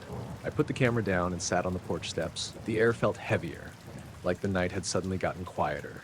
Usually you'd hear crickets or wind through the trees, but it was dead silent, not just quiet, like someone hit pause on everything. I kept glancing up, hoping to see that flash again, but the sky was empty. I didn't feel right, though. Like something was watching me from way up there, just beyond what I could see. Then I noticed my phone was dead. I hadn't checked it in a while, but I swear it had battery before I went outside. Now it was completely off. No lights, no vibrations. I tried charging it, but nothing. That struck me as odd because I'd plugged it in earlier that evening. I brushed it off and went back to the camera, hoping maybe the battery was dead. But the camera had plenty of power. I checked the settings and the files. The recording was intact, but every time I looked at the footage, the flashes seemed to jump in different places on the screen. Like the thing was moving, but also changing where it showed up. That made me feel uneasy. Not scared, exactly, but like I'd stumbled onto something I wasn't supposed to see. I stayed outside for a little longer, just staring at the sky. The usual calm I got from stargazing was missing. I kept feeling like something was off, like the night was holding its breath. After maybe half an hour, I heard a faint tapping sound behind me. It was slow, irregular, like someone tapping their fingernails on wood. I turned around, but no one was there. The backyard was empty, just shadows and the soft glow of my porch light. The tapping stopped as suddenly as it started. I stood up and checked the yard carefully. No movement, no footprints, nothing out of place.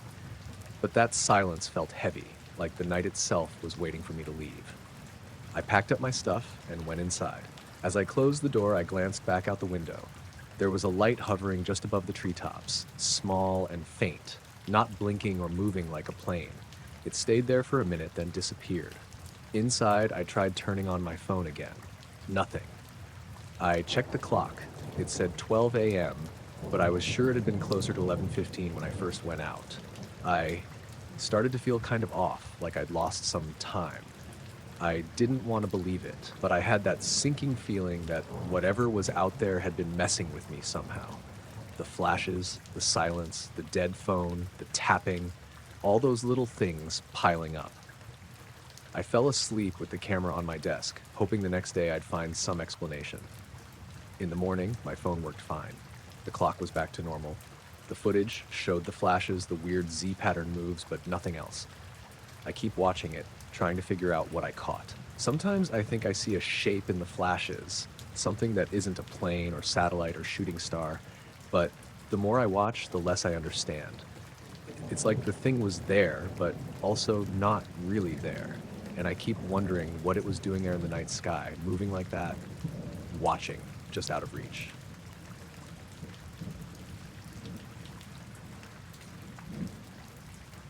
I was out walking the property just after dinner, the kind of slow, aimless pace I usually take when the day starts to cool off.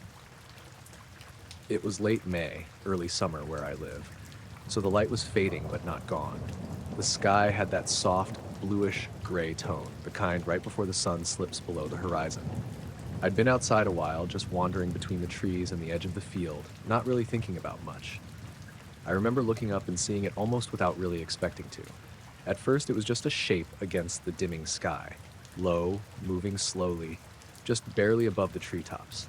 No lights, no sound, nothing that made sense. It was matte black, completely dull, like some kind of shadow, but shaped and solid. I stopped walking and stared. My brain tried to pin down what I was looking at, but nothing fit. It wasn't a bird or a plane, for sure. No blinking lights, no engine noise, not even a faint hum.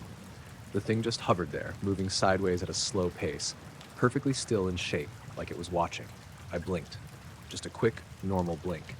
And when I opened my eyes, it was gone. Just gone. The sky was empty, same gray dusk sky with no sign of anything unusual. I looked around, half expecting to catch a glimpse of it again, but nothing. I told myself I must have imagined it. Maybe the light or the shadows played tricks on me. I kept walking, just trying to shake the feeling, but it stuck around. A few minutes later, I stopped again near the old barn and looked up. The sky had darkened a little more. That's when I noticed a faint, almost imperceptible shifting in the treetops. Not leaves moving, but something else, like a subtle flicker or a shadow just out of place. It wasn't wind. The air was still.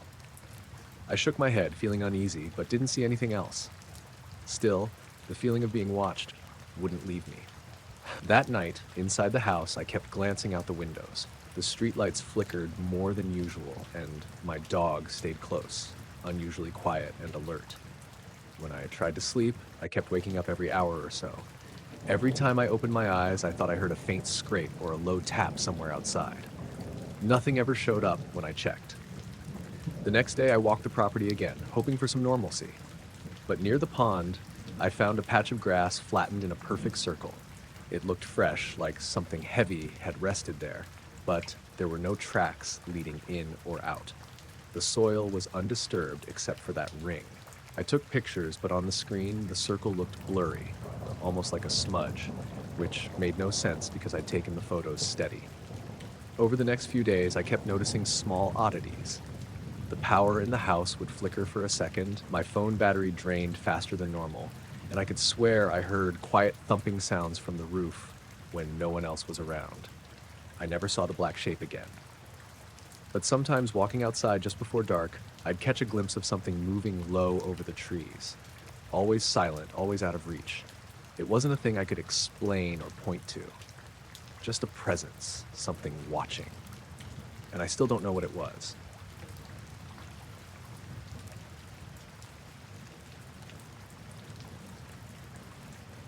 I was out in the woods just after dark, sitting on a fallen log, scanning the trees with my thermal scope.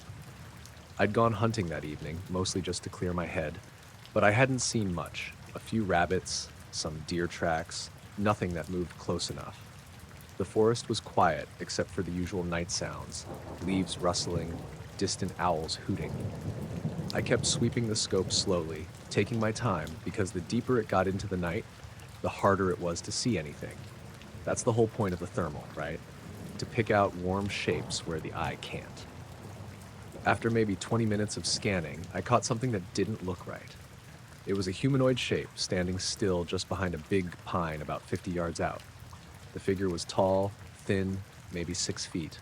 But the heat signature wasn't what I expected. It was uneven, like the shape was there, but parts of it were colder than they should be. The outline was blurred, beginning almost flickering a little, like it wasn't fully solid. I held my breath and watched. The figure didn't move. No rustle of leaves, no snap of a branch, nothing. After a minute, I slowly lowered the scope to look with my naked eyes. There was nothing. No one. The tree trunk was empty, just the dark bark and shadows behind it. I raised the scope back up immediately, expecting the figure to vanish or move away, but it was still there. Same odd shape, same flickering heat pattern. I blinked, rubbed my eyes, thinking maybe I was seeing things. Then, just as quietly as it appeared, the heat signature started to fade. It dimmed, the outline breaking apart until the scope showed only the cold background of trees. I lowered the scope again. Still nothing there. I sat frozen for a bit, trying to tell myself it was some glitch, or maybe my eyes messing with me, but something about it felt wrong. That uneven heat signature didn't match any animal or person I'd seen before. I packed up my gear slowly and started walking back toward my truck, keeping my eyes on the shadows around me. I told myself I was just tired, maybe too much caffeine earlier in the day. But the forest felt different somehow, heavier, like the dark was pressing in closer. On the way out, I heard a faint rustle behind me, soft and deliberate. I stopped, scanning the trees with my flashlight, but only saw empty trunks and brush. When I got back to the truck, I double-checked the footage on my thermal scope. The image was recorded, but on the video, the humanoid shape was there for just a couple of seconds before it vanished in a burst of static. That night, I kept replaying it in my head, wondering what I really saw. The forest was empty, but something had been there, watching maybe. I don't know what, and honestly, I'm not sure I want to.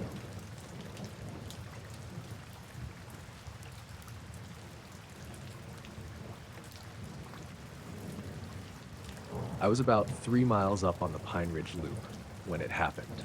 Early fall, late September. It was one of those hikes I'd planned last minute, just trying to squeeze in something after work before the days got too short. I got to the trailhead later than I meant to, around 5:30, so I knew I'd be racing sunset a bit, but I had a headlamp in my pack and figured I'd turn around halfway if I lost light. The first couple miles were normal. Trail was dry, air was cool. It had that early autumn quiet to it. No bugs, not much wind, just the sound of my boots and the occasional squirrel bolting across the trail. I only passed one other person, a guy heading back toward the lot with earbuds in. We nodded and kept moving. By the time I reached the ridgeline, the sun was starting to dip below the far side of the valley. I stopped at the top to take a break. There's this flat rock outcrop that looks west across the trees and the hills beyond, and I've sat there before during longer hikes. It's a peaceful spot. Usually you can see a few birds circling or a deer trail down below. That evening, though, there wasn't much of anything, just stillness. That's when I saw it. At first I thought it was a drone. It was hovering maybe 150 feet above the ridge on the opposite side of the valley, not moving, just sitting there, reflective, not fleck bright or flashing, just catching the light in this weird, dull way, like the way metal looks underwater. The shape was hard to make out. It wasn't round exactly, and it wasn't sharp-edged either. Kind of like a stretched-out drop, almost. It didn't wobble or shift like most drones do when they're holding position. It was perfectly still. I stood there for a few seconds just watching it. The longer I looked, the more off it seemed. There was no noise. Nothing. And it wasn't catching the sunset the way everything else was. The sky behind it had gone all orange and pink, and this thing stayed flat gray, like it didn't reflect color. I pulled out my phone. I didn't think much of it at first. Just figured I'd zoom in, take a video, maybe figure out what kind of drone it was. But the second I lifted the phone and pointed the camera, the screen wouldn't focus. Everything went blurry.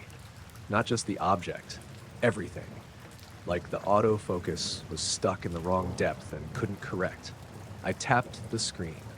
Nothing. Switched to photo mode, then back to video. Same thing. I tried to zoom. The image jumped a little, then froze. My phone just locked up for a second. I lowered it to look at the screen, and that's when I saw the battery indicator drop, like physically drop, straight from 89% to 0%. It didn't fade. It didn't say low battery or give a warning, just 89 to black. The screen went dead. I stood there with the phone in my hand, totally still. I didn't move or say anything for a solid minute, just stared across the ridge. The object was still there, exactly where it had been, but now it felt different. I don't know how to explain it. Before it was just odd. Now it felt like it was aware of me. I know how that sounds. I backed away from the outcrop slowly. I didn't run. I didn't even turn my back on it at first. I just moved downhill a few steps at a time, keeping it in sight until I was far enough into the trees that the ridge blocked my view. The forest felt wrong. Not loud, not quiet, just wrong. No birds, no wind. Just my footsteps and this faint, high-pitched ringing in my ears. I stopped and took my pack off, thinking maybe my headlamp or my phone charger had turned on and was making the sound, but everything was off. I pressed the phone's power button. No response. I started moving fast. The trail back to the parking lot wasn't long, but it felt longer. I kept checking over my shoulder, even though I didn't see anything. It was just this weight in the air, like something behind me, even I was alone. I passed a wooden signpost about a mile from the trailhead, the one that says Trail 4A and has a little arrow carved into it. And that's when I noticed the ringing stop. Not fade, just stop. The moment it did, every hair on my arm stood up. I kept going. Didn't stop again. I reached the parking lot just after the last light disappeared from the sky. Mine was the only car left. I got in, locked the doors, and just sat there for a second with the engine off, staring into the trees. My phone was still dead. I didn't turn on music. I didn't check the rear view. I drove home in silence, gripping the wheel too tight the whole way. The weirdest part came the next morning. I plugged in my phone overnight. It turned on like normal. Battery showed 82% when I woke up. I checked my photos and videos. Nothing from that hike, not even the stuff I took earlier on the trail. My entire camera roll from that day was gone. And the timestamp for the last file saved? 4:17 p.m. Over an hour before I reached the ridge.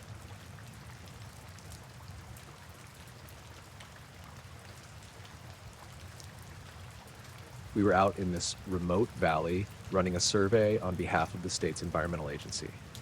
Nothing special really, just a few days with the drone, mapping plant growth, tracking soil changes, that kind of stuff. The place was empty for miles around. No houses, no roads, just wide open land with some scrub and low hills. Perfect for our work. I was the one flying the drone, and my partner, Lisa, was handling data collection and logging. We'd set the drone to hover over certain spots for thermal scans, and then we'd check the footage later on the computer. We like to be thorough, making sure nothing slipped by. On the third day, we were about halfway through the survey when I noticed something odd. The drone was flying over this broad, flat part of the valley, a place we'd labeled Sector C. According to the GPS coordinates, it should have been about 200 feet above the ground, like normal. Later that evening, when we were reviewing the data, I spotted it. On the thermal feed, there was a weird shape hanging there in the middle of the valley, right at 200 feet. It didn't look like anything natural. No animals, no heat signatures that matched any known sources. Just this smooth, dark shape hovering, completely still. The weirdest part, when I pulled up the drone's live video footage from the same time, the object wasn't there. The camera footage showed nothing, just empty valley, some rocks, a few scattered bushes. No shadows, no reflections, nothing. I ran the footage over and over, checking timestamps, adjusting brightness and contrast. The thermal image was clear. The shape was definitely there, but the visual camera never saw it. Lisa got interested too. She's more into the tech side than me, so she dug into the drone's sensor data logs. The thermal sensor detected something with zero heat output. I mean zero.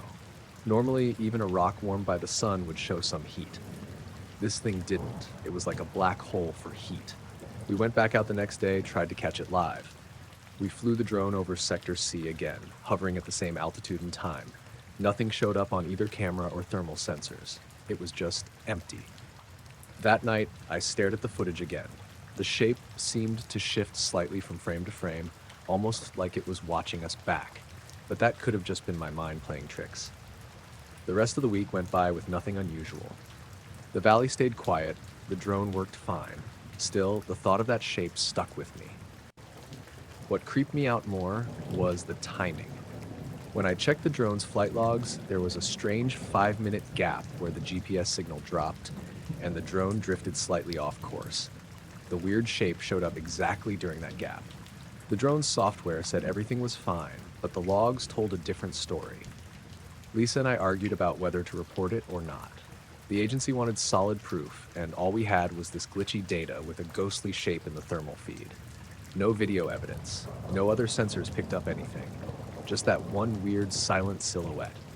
By the time we packed up and left, I couldn't shake the feeling that something was watching us.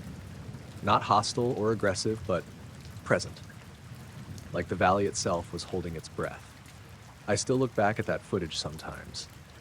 The shape never moves like anything normal. It just hangs there, silent and cold, visible only in heat, but giving off no heat at all. I don't know what we caught on that drone, but whatever it wasn't meant to be seen. And maybe that's why the camera never showed it.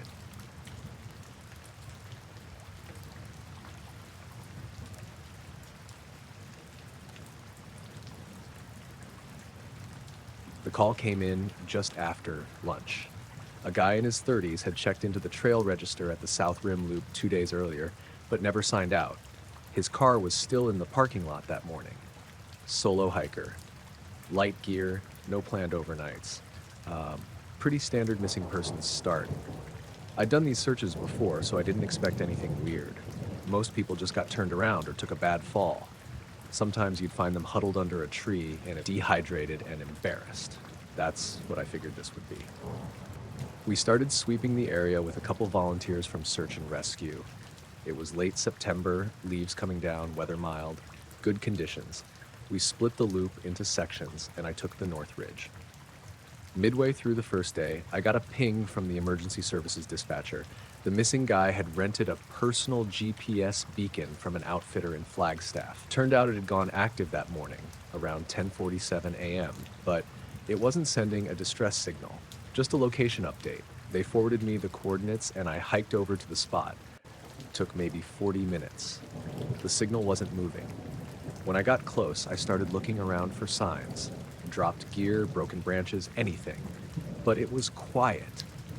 Real still. That weird kind of still where you start hearing your own breath too loud. Then my phone buzzed again. Another GPS update. Same exact location. I checked my offline map and looked up. The coordinates landed me in a small clearing, maybe 20 feet across, surrounded by pine and fir. Nothing remarkable, except the signal was 30 feet above ground level. At first, I figured it had to be a glitch.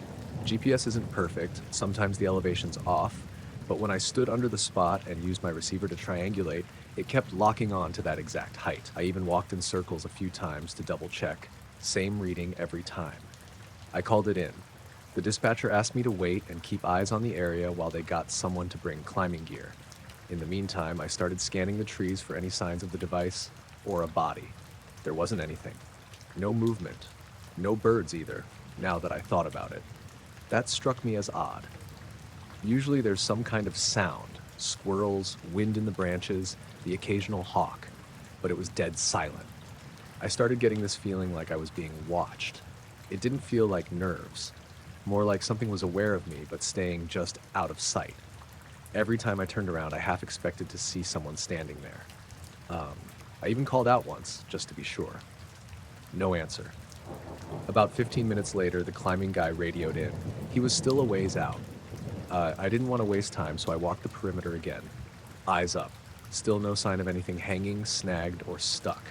No parachute cords, no bags. The trees weren't that dense up high, so if something was caught in the branches, I probably would have seen it. I tossed a pine cone straight up toward the coordinates, just to see if it hit anything. Nothing. Just sailed through and came back down. Then I noticed something else. My radio, which had been working fine, started picking up this faint distortion. Not loud, just a kind of soft feedback whenever I keyed the mic, almost like a delay or echo. Nobody else reported issues, and it went away the second I stepped outside the clearing. Came back when I re-entered. Same thing with my phone. GPS froze, bars dropped, battery dropped from 82% to 56% in maybe 5 minutes. I put it on airplane mode to stop it draining. The climbing guy arrived about 20 minutes later. We went over the readings and tried to figure out if there was a branch or platform we'd missed. Nothing matched up. He got harnessed and climbed the nearest tree, anchoring to a thick limb that was about the right height. He swept the area with binoculars, flashlight, even held out a net pole to see if he could make contact with something unseen. Nothing. He stayed up there for about 10 minutes, then came down, said he didn't feel great. Headache, a little nauseous, not altitude sickness. We weren't anywhere near high enough. He said the air felt thick, like there was pressure up there. Hard to describe, but it made him uncomfortable. We decided to set a motion cam on a high tripod facing the spot, just in case whatever was causing the readings became visible. We marked the location and planned to check it again first thing the next morning. That night, the motion cam sent 3 alerts around 2:30 a.m. The images were blank, just trees and darkness. No motion, no heat signatures. But the GPS ping from the missing guy's beacon went dead at 2:44 a.m. Just stopped broadcasting entirely. No low battery signal, no fade out, just nothing. We went back at sunrise. The clearing was the same, still quiet, still off. The motion cam's battery was fine, but it wouldn't power on, just dead weight. We spent most of the day sweeping outward from that spot, thinking maybe the beacon had been dropped or thrown. No trace. The elevation reading never changed before it cut off. It stayed at 30 feet the entire time it was active. Eventually, the official search was called off. No sign of the hiker, no gear, no clothing, no prints, nothing. 2 weeks later, I got curious and went back on my day off. Just wanted to see if the place still felt the same. I didn't tell anyone, just parked a few miles out and hiked in solo. It looked identical, same trees, same clearing, but it didn't feel the same. The stillness was gone. Birds were back, wind in the branches, the kind of natural noise you're used to in the forest. I stood in the center for a while and looked up. Didn't see anything, but I kept thinking about that GPS tracker. How it stayed in one exact spot, hovering above ground for over an hour before going dark, and how whatever it was never made a sound.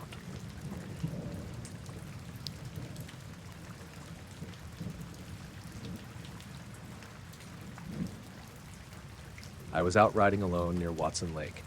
This was last February, early in the month before the real deep cold settled in. I worked part-time with a logging outfit, but that day was just for me. I like to ride out past the cleared zones, into the bush where it's quiet, no tracks but mine. It clears my head. The sun had been out in the morning, but by noon it clouded over. The temperature was sitting around minus 22, colder with wind chill. Not bad for this time of year. I'd layered up, brought enough gas, backup food, gear. I wasn't doing anything risky, just a loop I'd done a few times before, cutting west along a ridgeline, then back down along a creek bed. The snow up top was perfect, powdery, untouched. I remember noticing that, thinking how smooth everything looked, just wide open white under low gray clouds. I rode for maybe an hour and a half, made good time. I wasn't in a rush. I stopped once to drink some tea from my thermos and check my GPS. Then I came over this ridge and saw it. There was a stand of trees, maybe 20 or so, birch and spruce mostly, growing in a near-perfect circle right near the top. And inside that circle, the snow was completely gone. Just bare ground, frozen soil, and dead needles. Not even patches of snow in the shade. No tracks either, no animal sign, nothing disturbed. Just dry ground. Steam was rising from the center. I killed the engine and just sat there for a second, staring at it. It didn't make sense. Everything around me was frozen solid. The snow under my sled was knee-deep, dry, squeaky, but inside that circle, it looked like early spring. I couldn't hear anything. No wind, no birds, just the ticking sound from my engine cooling off. I got off the sled and walked closer, but not into it. Maybe 10 feet from the edge. The heat coming off it was real. Strong enough that I felt it on my face, like standing near a campfire that's just coals now, steady but not flickering. The air was humid too, like it is around hot springs, except this wasn't wet. The ground wasn't muddy, it looked dry, just warm enough to push off steam where it touched the snow line. I didn't take off my gloves, but I pulled one finger out and held it into the circle. It was warm. Not hot, not burning, just wrong. Too warm for where I was. Too even. I walked the perimeter. It was maybe 40 feet across. Nothing inside looked burnt or dead. The trees weren't scorched. If anything, they looked healthier than the ones outside, like greener, fuller. Even the bark seemed smoother. I didn't go in. I wanted to. Part of me wanted to step right into the middle and stand there, see if it felt different. But I didn't. I don't have a reason, just something about it made me stop. My stomach got tight, like the feeling you get when you're about to slip on ice but haven't yet. I took a picture on my phone, but later it just looked like bad contrast. You couldn't see the steam, and the ground looked the same color as the rest, just darker, like shadow. Not how it looked in person. I stood there for maybe 5 minutes. The warmth wasn't changing, it wasn't spreading or fading, just the same steady steam. I didn't smell anything either. No smoke, no sulfur, just cold air and that weird, clean heat. Then I heard something. Not a noise, exactly, more like a change in pressure. Like when someone opens a window across the house and the air shifts. My ears popped. That was it, just a single pop, and the trees inside the circle all moved slightly. Like something passed through them, but there was no wind. I got back on my sled and started it fast. I didn't gun it, didn't panic, just eased away and back down the ridge. I kept glancing behind me, but nothing changed. The circle stayed where it was. The steam didn't follow. Once I was a good half-mile down, I stopped again. Checked my GPS. I dropped a pin so I could find the spot again if I wanted to. The device said I'd gained about 100 feet of elevation in the last minute, which didn't make sense. I was heading downhill. I reset it and kept riding. About 10 minutes later, I started feeling off. Not sick, just out of sync. Like I couldn't tell how far I'd gone or how long I'd been moving. My GPS wasn't updating properly.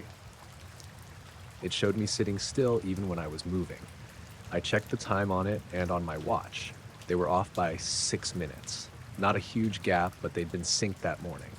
The wind picked up not long after that. Real sharp gusts, loud in my helmet. The snow started drifting in ways that made visibility worse than it should have been. I recognized the terrain, but it didn't feel right. I knew I was close to the tree line near the logging road, but I didn't see any markers I usually passed. No flagged stumps, no tire tracks. Eventually, I spotted the cut trail again and followed it back toward my truck. I didn't calm down until I could see the road. By then, the GPS had corrected itself, mostly. The time was still off, but only by a minute. I loaded up and sat in the cab with the heater on, trying to write down everything I remembered. I checked the photo again. It still didn't look like what I saw, just an odd patch of trees. I almost deleted it, but kept it just in case. The next morning, I went back to the pin I dropped. There was no circle, no steam, just smooth, untouched snow. The trees were there, but the ground was buried. I walked around trying to match what I remembered. Nothing felt warm. I dug a little with my gloves, maybe 6 inches down, just snow, then hard earth. I marked a tree and left. I haven't seen it again.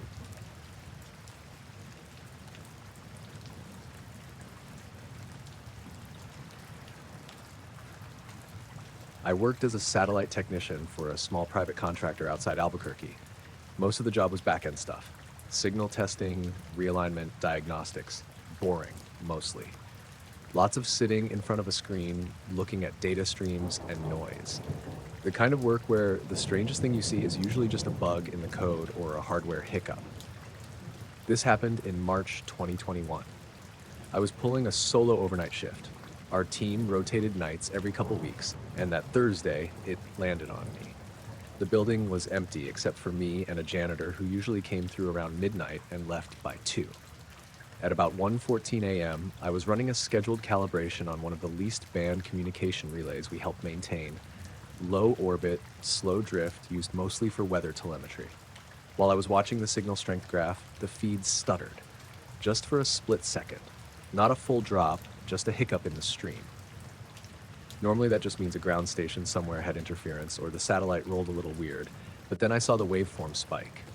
It wasn't noise, it was structured, a clean signal. I paused the process and scrolled back. Buried in the carrier feed was a brief transmission, 5 distinct tones. Each one lasted exactly 1 second. Sharp, pure, no distortion. Then a half-second pause, and the same 5 tones again. Then silence. I isolated the waveform and ran it through a couple tools just to make sure it wasn't crosstalk or bleed from a known broadcast. Nothing matched. I Checked the source timing and pinpointed the origin based on signal delay and angle, somewhere in the lower atmosphere. About 40,000 feet up, give or take, which immediately didn't make sense. That frequency range is supposed to be satellite exclusive. Nothing below orbit is allowed to broadcast on it. Military, commercial, doesn't matter. It's protected space. I opened the FAA tracker. Nothing was in that airspace. No planes, no balloons, not even stray weather drones. That corridor was totally empty at the time. I listened to the tones again. They were mechanical, but not harsh. Kind of like a synth piano, clean and almost pleasant, but unnervingly exact. No background noise, no modulation or carrier stamp. Just 10 tones, 5 repeated. I ran a full diagnostic on the equipment to rule out error. Everything checked out, logs were clean. The weirdest part was how brief it was. The signal just inserted itself cleanly into a scheduled downlink, played twice, and disappeared. No other interference before or after. It didn't affect the satellite itself, didn't corrupt the data stream, just slotted in like it belonged there. By then it was around 1:30 a.m. I exported the clip and checked the timestamp again. Exactly 48. Exactly 12 seconds. I was tired, but not out of it. I replayed the transmission a dozen times. Tried matching the tones to anything I could think of. Musical notes, alert codes, calibration pings. Nothing lined up. I even checked historical logs to see if anything similar had happened before. I went back 3 years. Nothing even close. At around 2 a.m., I stepped outside for some air. The janitor's truck was gone. The parking lot was empty, just dead quiet. I stood there for a while looking up. The stars were clear, real bright that night. I couldn't shake the feeling that something had passed overhead. Not a plane, just something. I went back in and filed a soft log under signal anomaly, which is what we do when something doesn't fit but isn't causing problems. No one really follows up on those unless it repeats or crashes a system, but I didn't delete the audio. I saved it locally and emailed it to myself, just in case. Later that morning, when the day shift came in, I casually asked if anyone had ever heard of a transmission like that coming through on a satellite downlink. No one had. Most of them didn't really care. These guys had seen all kinds of weird signal glitches over the years, and this didn't trip any alarms. That afternoon, I checked the FAA logs again, just to be sure. Nothing. No record of any aircraft, manned or unmanned, in that airspace at that time. The thing that kept bothering me was how precise the signal was. It didn't sound like a test or an error. It was intentional. The spacing, the length of each tone, it felt like it was trying to be noticed. A couple nights later, I stayed late to run some of my own analysis on the tones. I didn't mention it to anyone. I used a spectrogram to break them down. Each one was pure, single frequency, no harmonics. Perfect sine waves. That's not natural. That doesn't happen by accident. The frequencies didn't match standard tones either. They weren't A440 or anything else on a musical scale. Just 5 distinct pitches, 11 and 10 Hz, 1580 Hz, 940 Hz, 1310 Hz, and 1780 Hz. Then the same 5 again. I tried plotting them on a graph, thinking maybe it would form a pattern. The spacing wasn't random, but I couldn't make sense of it. Not mathematically. After that, I kind of dropped it. It wasn't part of my job to figure it out, and nobody else seemed to care. But every once in a while, when I had downtime, I'd pull the clip back up and listen again. I never got used to how clean it was. No static, no bleed, just those tones sitting neatly in the stream like they were always supposed to be there. It never happened again.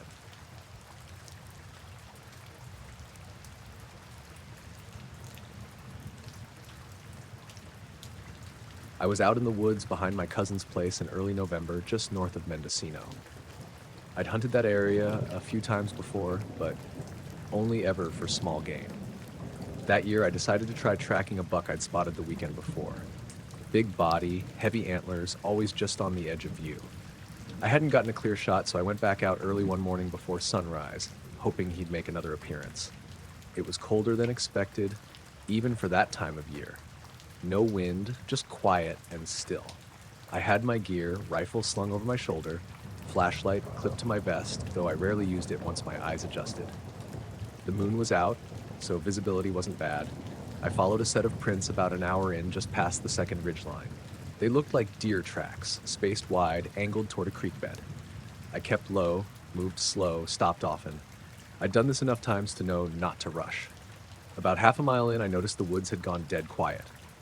No birds, no rustling. Even the creek sounded muted, like it was further away than it should have been.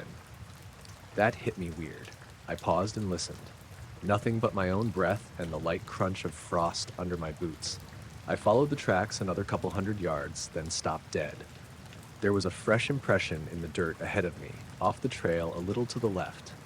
At first, I thought it was a fallen branch that had gotten swept into the leaves, but when I stepped closer, I saw the ground had been pressed in.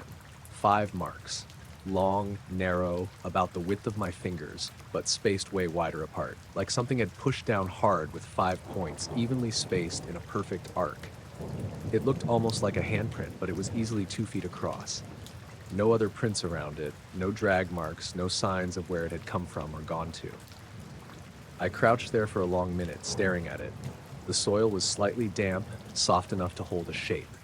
Whatever made that print wasn't wearing boots or paws or hooves. It didn't fit anything I'd seen in that area, or anywhere really. I stood and backed up a step, and that's when I noticed something else.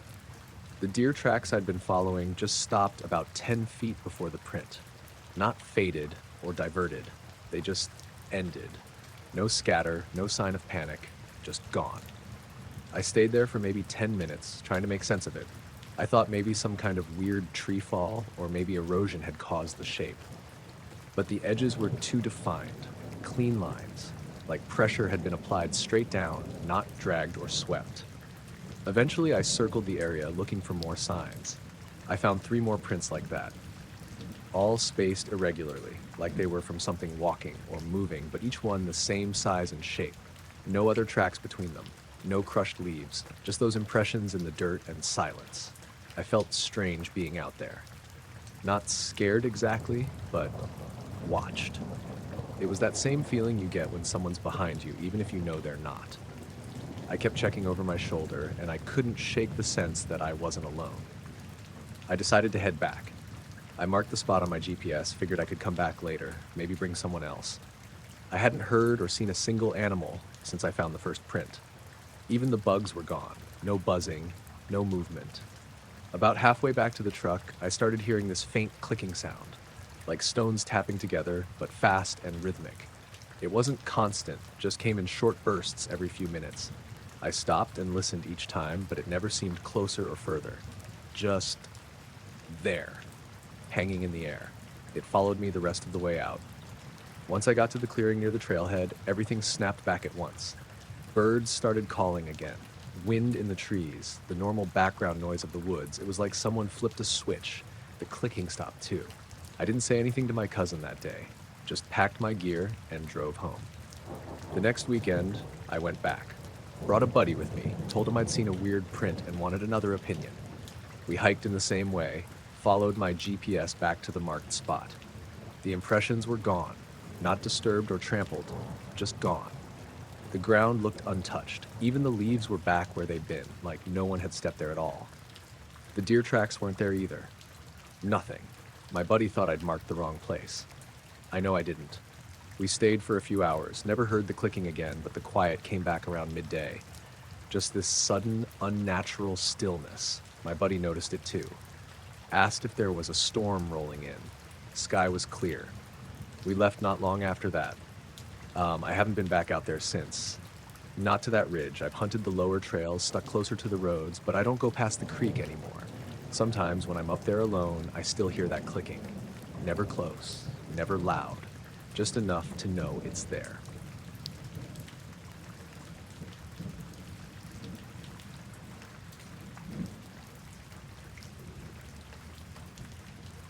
We were driving back from my cousin's place in New Hampshire, heading south through Vermont. I remember it was late, close to midnight, and we were trying to make it back to Massachusetts without stopping for the night.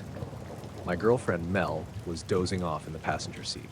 I was driving, sipping what was left of a gas station coffee, and watching the GPS reroute because we missed a turn somewhere near Route 103. It was a 2-lane road, no traffic, just trees and fields on either side.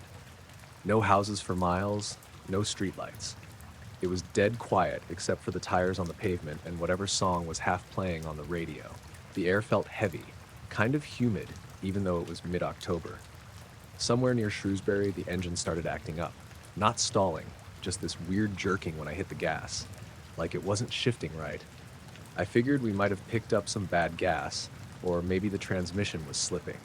I didn't want to push it, so I pulled over onto a little gravel turnout near a break in the trees. Mel woke up when we stopped and asked if everything was okay. I told her I just wanted to check the engine, make sure nothing was leaking. She stayed in the car while I popped the hood and looked around with my phone light. I don't know much about engines, but nothing looked wrong. No smoke, no weird smells. I wiggled a couple hoses like I knew what I was doing and closed the hood. That's when I noticed a light behind us on the road. It wasn't there a minute earlier. It looked like a car with its high beams on, maybe a quarter-mile back. But it wasn't moving, just sitting there. No engine sound. I figured it was someone else pulling over, maybe checking a map or texting. We got back on the road and the car seemed okay again. No jerking. I didn't think much of it until a few minutes later when I looked in the mirror and saw the same light again. Same brightness, same distance. Still not gaining on us, still not falling behind. I slowed down to see if it would catch up. It didn't. I sped up a bit and it stayed exactly the same distance. Just this steady, bright white light low to the road, like headlights but too clean somehow, too sharp. No color, no flare. Mel noticed it too after a while. She turned in her seat and asked, "Is that the same car?" I said I thought it was, but I wasn't sure. We kept driving. The road curved, dipped, came back up through some trees, and the light stayed exactly where it was, like it was attached to us. We passed a small green sign that said, Danby Four Corners, 6 miles. I remember that because it was the first sign we'd seen in a while. That stretch of road didn't have any shoulder lights or reflectors, so the fact that the light behind us stayed so consistent felt off. I decided to pull over again, partly because I wanted to see if it would stop too. This time I eased off onto a wider shoulder near a driveway gate. Just a dirt path, really. I killed the engine and turned off the lights. The air was completely still. No wind, no crickets. Just the ping of the engine cooling and the sound of my own heartbeat picking up. The light behind us kept coming, but slower. Not like a car driving, more like it was gliding. I couldn't hear any tires or engine. It moved a little closer, maybe cutting the distance in half, and then just stopped. Still one bright white light, centered. Not two like normal headlights. It didn't illuminate the trees or cast shadows. It was just there. Mel rolled her window down and leaned out. "Hello?" she called. Nothing. No movement. I was about to get out again when the light blinked off. Gone. Just like that. Total darkness. We sat there for a long minute, both of us staring at the spot where it had been. I turned the key in the ignition. The car started, but the radio didn't. The screen lit up, but there was no sound. The volume knob didn't do anything. I tapped the screen. Nothing. It wasn't frozen, just blank. I threw it in drive and got back on the road. I didn't even look in the mirror for a while. We drove another 10 minutes without saying anything. Just silence. No cars in either direction. No towns, no lights. I was gripping the wheel too hard, just watching the lines pass under the headlights. Then Mel said, "It's back." I looked. The same light, same distance, it never left. No bumps, no glare, just smooth white glow. That time I didn't stop. I kept going, watching it in the mirror, waiting for it to gain or fade or swerve or do something. It didn't. At one point, I thought I saw it blink again, just a single flicker. But when I looked back, it was right where it had been, like it hadn't moved at all. Eventually, we hit a small town. I don't remember the name, but it had a gas station and a laundromat, and one of those pizza places that also sells subs and fried dough. As soon as we passed the first streetlight, the light behind us vanished. Not gradually, just gone, like it had never been there. We pulled into the gas station and parked under the bright canopy lights. I got out and looked back down the road. Nothing but empty highway and trees. I checked the back of the car, like maybe someone had stuck something on the bumper, some kind of reflector or light sensor. There was nothing. No magnets, no scratches. The license plate light was working fine. Everything looked normal. Inside the gas station, the cashier didn't seem surprised when I asked if the area had weird signal issues. He just said sometimes and kept reading his magazine. I asked if they had security cameras that faced the road. He said no. I grabbed a bottle of water and stood near the window for a bit, watching the highway. It stayed dark. We didn't see the light again after that. The rest of the drive was uneventful. We got home a little before 3 a.m. The next day, I checked the car over in daylight. No damage, no interference on the radio anymore. Everything worked normally. I went under the car too, nothing out of place. No wires, no tags, no tracking devices. I checked our phones, just out of curiosity. Mine had a weird gap in location data that night. From 12:21 to 12:44, nothing recorded, like we didn't move. Mel's phone had the same gap. Both of us had location services on, and neither phone had restarted or lost power. The timestamps jumped from one side of Danby to the other, with no path between. We weren't stopped during that time. We were definitely driving. I even looked at satellite maps later to try and figure out exactly where we were when the light appeared. But honestly, those roads all look the same out there. Trees, fields, curves. It's easy to lose track of time when there's nothing around you.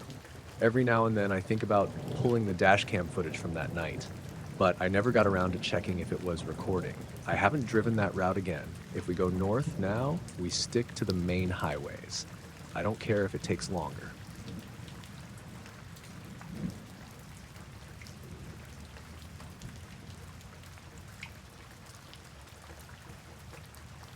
I was sitting in the living room one morning sipping coffee when my wife called me outside. She was standing at the back door, staring out with this weird, tense look on her face. I went out to see what was up, and the first thing I noticed was the frost on the grass. It was one of those cold mornings where everything is coated in this thin, white frost, sparkling in the early sunlight. But then I saw it. A huge section of the backyard was scorched, like something had burned the grass in a perfect spiral pattern. I mean, it wasn't just a weird shape or some random burned spot. It was this clean, almost precise spiral that covered a good third of the yard. What was weirder was that the frost was still untouched outside the spiral. It looked like something had burned the grass in that exact pattern without disturbing anything around it. No footprints, no melted frost, no scorched patches outside the spiral. My mind immediately went to the usual explanations. Some dumb kid with fireworks, or maybe a grill that got knocked over. But the shape was just so strange, like someone had drawn a giant spiral with fire. And the rest of the yard was completely normal. Frost still settled everywhere else. If someone had been out there, they'd have left footprints, crushed the frost, something. But there was nothing. I called my neighbor over, hoping for some sort of explanation, or even just to confirm I wasn't losing my mind. He was just as puzzled as I was. He said he hadn't noticed anything the night before, and neither had anyone else around. Weird things had been happening the days leading up to this. Nothing that made sense at the time, just little things, like the power flickering at odd times, but only for a second. My wife said she'd seen strange lights flickering in the trees behind the house late at night, but when she looked out, nothing was there. I thought maybe it was just the street lights or headlights from cars, but it never happened the same way twice. There was also this constant low hum coming from the backyard sometimes, like a machine running somewhere far away, but when I tried to find the source, it stopped. The whole thing felt off, like something was there, just out of reach. After the spiral appeared, my wife was on edge. We didn't sleep well that night. I kept hearing noises outside, just faint rustling or cracking branches. We'd look out the windows, but the yard was empty. No animals, no people. Just the spiral and the frost. The next day, I tried to take pictures of the spiral in daylight. The pattern was clearer then, almost like the grass had been chemically burned or scorched by something hot, but it was too perfect to be natural. The edges of the spiral were sharp and well-defined. I didn't want to touch it, honestly. It felt wrong. I started noticing odd smells around the yard, too. A kind of burnt metal or something chemical, but I couldn't place it exactly. It was faint, and it didn't linger, but it was definitely there, especially near the spiral. Over the next few days, nothing else appeared in the yard, but the frost kept coming every night like clockwork. The spiral didn't change or fade. It just sat there like a scar on the earth. I told a couple of friends about it, and one of them suggested it might be some kind of animal territory, marking, or natural phenomenon.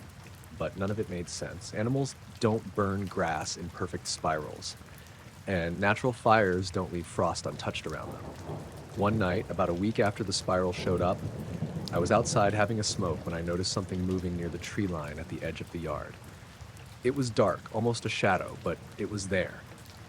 I froze and stared. It didn't come closer or move away, just stayed still. I called my wife, but when she looked, it was gone. I felt this weird pressure in my chest, like I was being watched but couldn't see the watcher. The silence that followed was heavier than the night usually felt. I kept thinking about that spiral, how strange it looked in the frost, how quiet everything was around it. It was like some sort of boundary had been drawn there, like the spiral was a marker or a warning, but from what or whom, I had no idea. The frost kept coming every night, the spiral stayed, and the feeling of being watched didn't go away. No one else seemed to notice or care. It was just our backyard now, and something about it didn't feel right.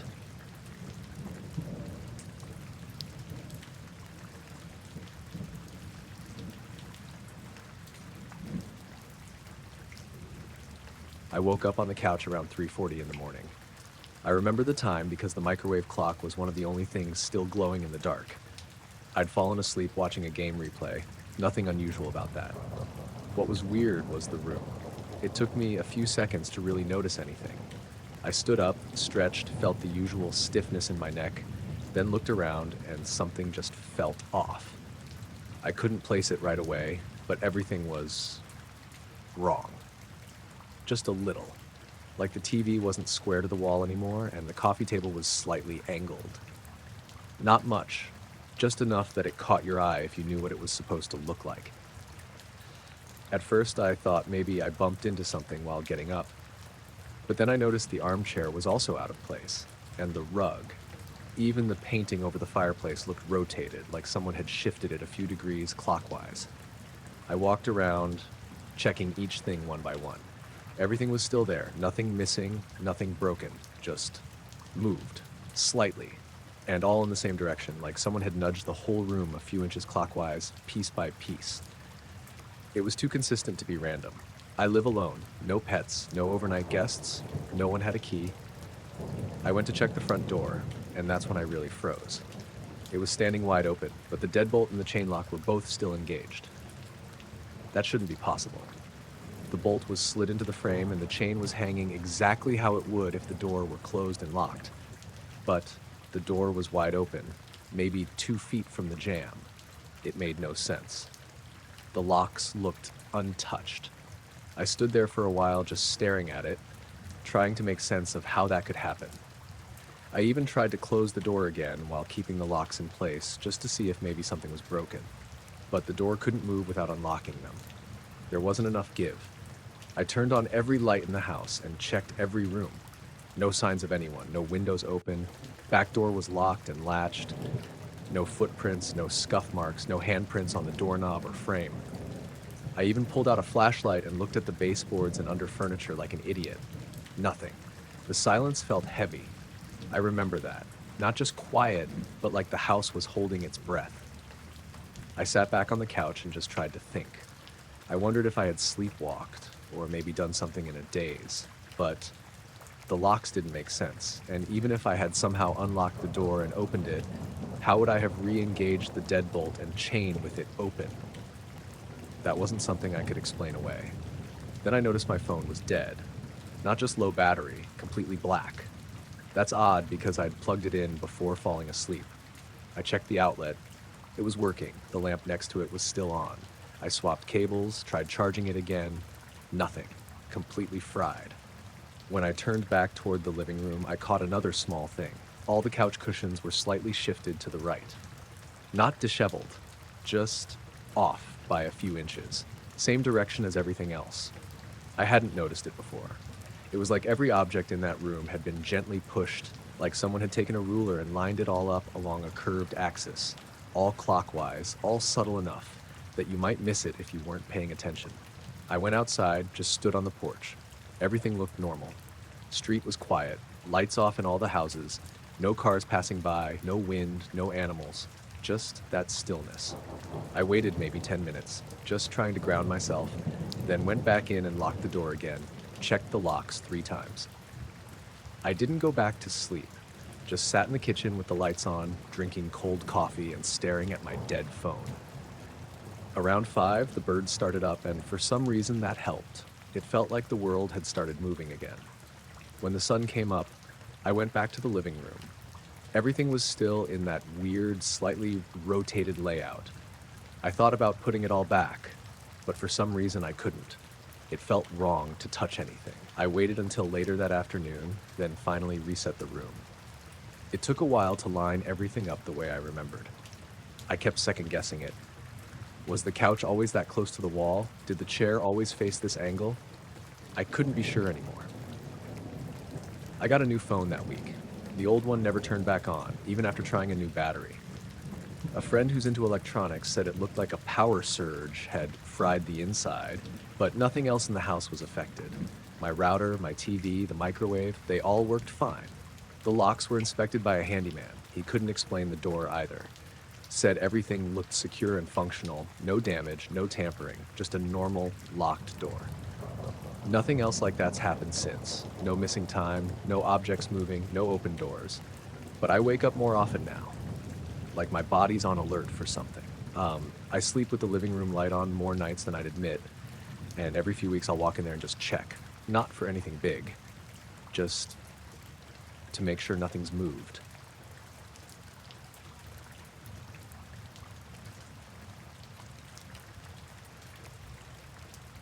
It was the second week of July, and we were in the middle of one of those sticky heat waves that make everything feel heavier. We live about 10 minutes outside of town, not fully rural, but far enough that it's quiet at night and there aren't a lot of street lights. Trees on all sides. Our house backs up to a long field, and beyond that there's just woods. That night, a storm rolled through. Not a big one, just a fast-moving line of thunderstorms. It knocked out the power around 9:30. No wind damage, no trees down, just the lights flickered and went out. We lit a couple candles and opened the windows to let air in. It was me, my husband Greg, and our daughter Natalie. She was 10 at the time. We were all downstairs in the living room, not really doing much, just sitting around talking, half listening to the rain. The house felt weird without the background hum of the fridge or the usual light from the TV. The storm passed pretty quickly. Maybe by 10:15 it was mostly just drizzle. I went out on the front porch with a flashlight to check the fuse box, even though I knew that wasn't the problem. Everything was fine. I stood there for a minute just watching the sky. It was low and overcast, but you could tell the clouds were starting to thin out in places. The moon was behind them somewhere, making everything look pale and flat. That's when I saw the light. It was behind the clouds, just a glow at first. I thought it might be heat lightning, except it was steady. It moved slowly, like it was drifting across the sky, but not like a plane. No blinking, no sound. Just a whitish flicker that came and went, like it was being partly blocked by the clouds. Then it stopped. Just froze in place. I kept watching. The clouds shifted a little, and for a second I could see it better. Like a soft, circular glow, not big, maybe the size of a quarter at arm's length, but bright enough that I could make out the edge of it through the haze. It looked too low to be a plane, too low and too slow. And again, no sound at all. I called Greg out to look. He came and stood next to me, squinting up. "There," I said, "right above those trees." He saw it too. I didn't say anything else. I wanted to see what he thought without me putting anything in his head. After about 10 seconds, he said, "Is it moving?" And it was. Not fast. It sort of floated sideways for a few seconds, then stopped again. Natalie came out behind us. I didn't want her to be scared, but she asked what we were looking at. Greg pointed and said, "There's a weird light up there. Might be a drone." But we both knew it wasn't a drone. Too high, too quiet, and it didn't move like one. We watched it shift again. This time it moved straight up, maybe 20 or 30 feet, then stopped dead again. Like a perfect 90-degree angle, then left. Another pause. Then it dropped diagonally, but fast this time, faster than anything else it had done, and stopped again. Natalie said, "Why is it doing that?" None of us answered. It kept repeating this pattern, smooth, perfect motions. Up, stop, left, stop, down, stop, like it was scanning something or watching. I went back inside to grab the old pair of binoculars we kept by the bookshelf. They weren't great, but I figured they'd help. When I brought them out, the light had shifted farther off to the west, toward the tree line behind our house. I tried to follow it through the lens, but it kept flickering. One second I could see it, the next it looked like it just vanished, then came back a few feet to the side. It wasn't pulsing exactly, more like it was going in and out behind something. Except the clouds weren't thick enough for that. There wasn't enough coverage to hide anything completely. It started to drift lower, slowly, then faster. It dropped until it was right over the treetops. The glow lit up the top branches faintly, just enough to make the shape of the trees visible. That's when we all kind of stepped back. None of us said anything, but it felt closer than it should have been. I remember thinking, just briefly, that it felt like it was looking back at us. That's not something I say lightly. I've lived here a long time. We've seen all kinds of things in the sky. Weather balloons, odd reflections, even weird planes flying low from the airbase a couple counties over. But this didn't match anything I'd ever seen. Not in how it moved, not in how quiet it was. The light hovered there for maybe 10 seconds. Then it shot straight up. Not like it flew up, like it was pulled. There was no buildup, no motion blur. 1 second it was over the trees, the next it was halfway up the sky, then gone. Just gone. No trail, no noise. The clouds stayed lit for another couple seconds like the glow was still fading out. Then nothing. We stood there a while longer just listening. The air was still. No crickets, no wind. Everything felt paused.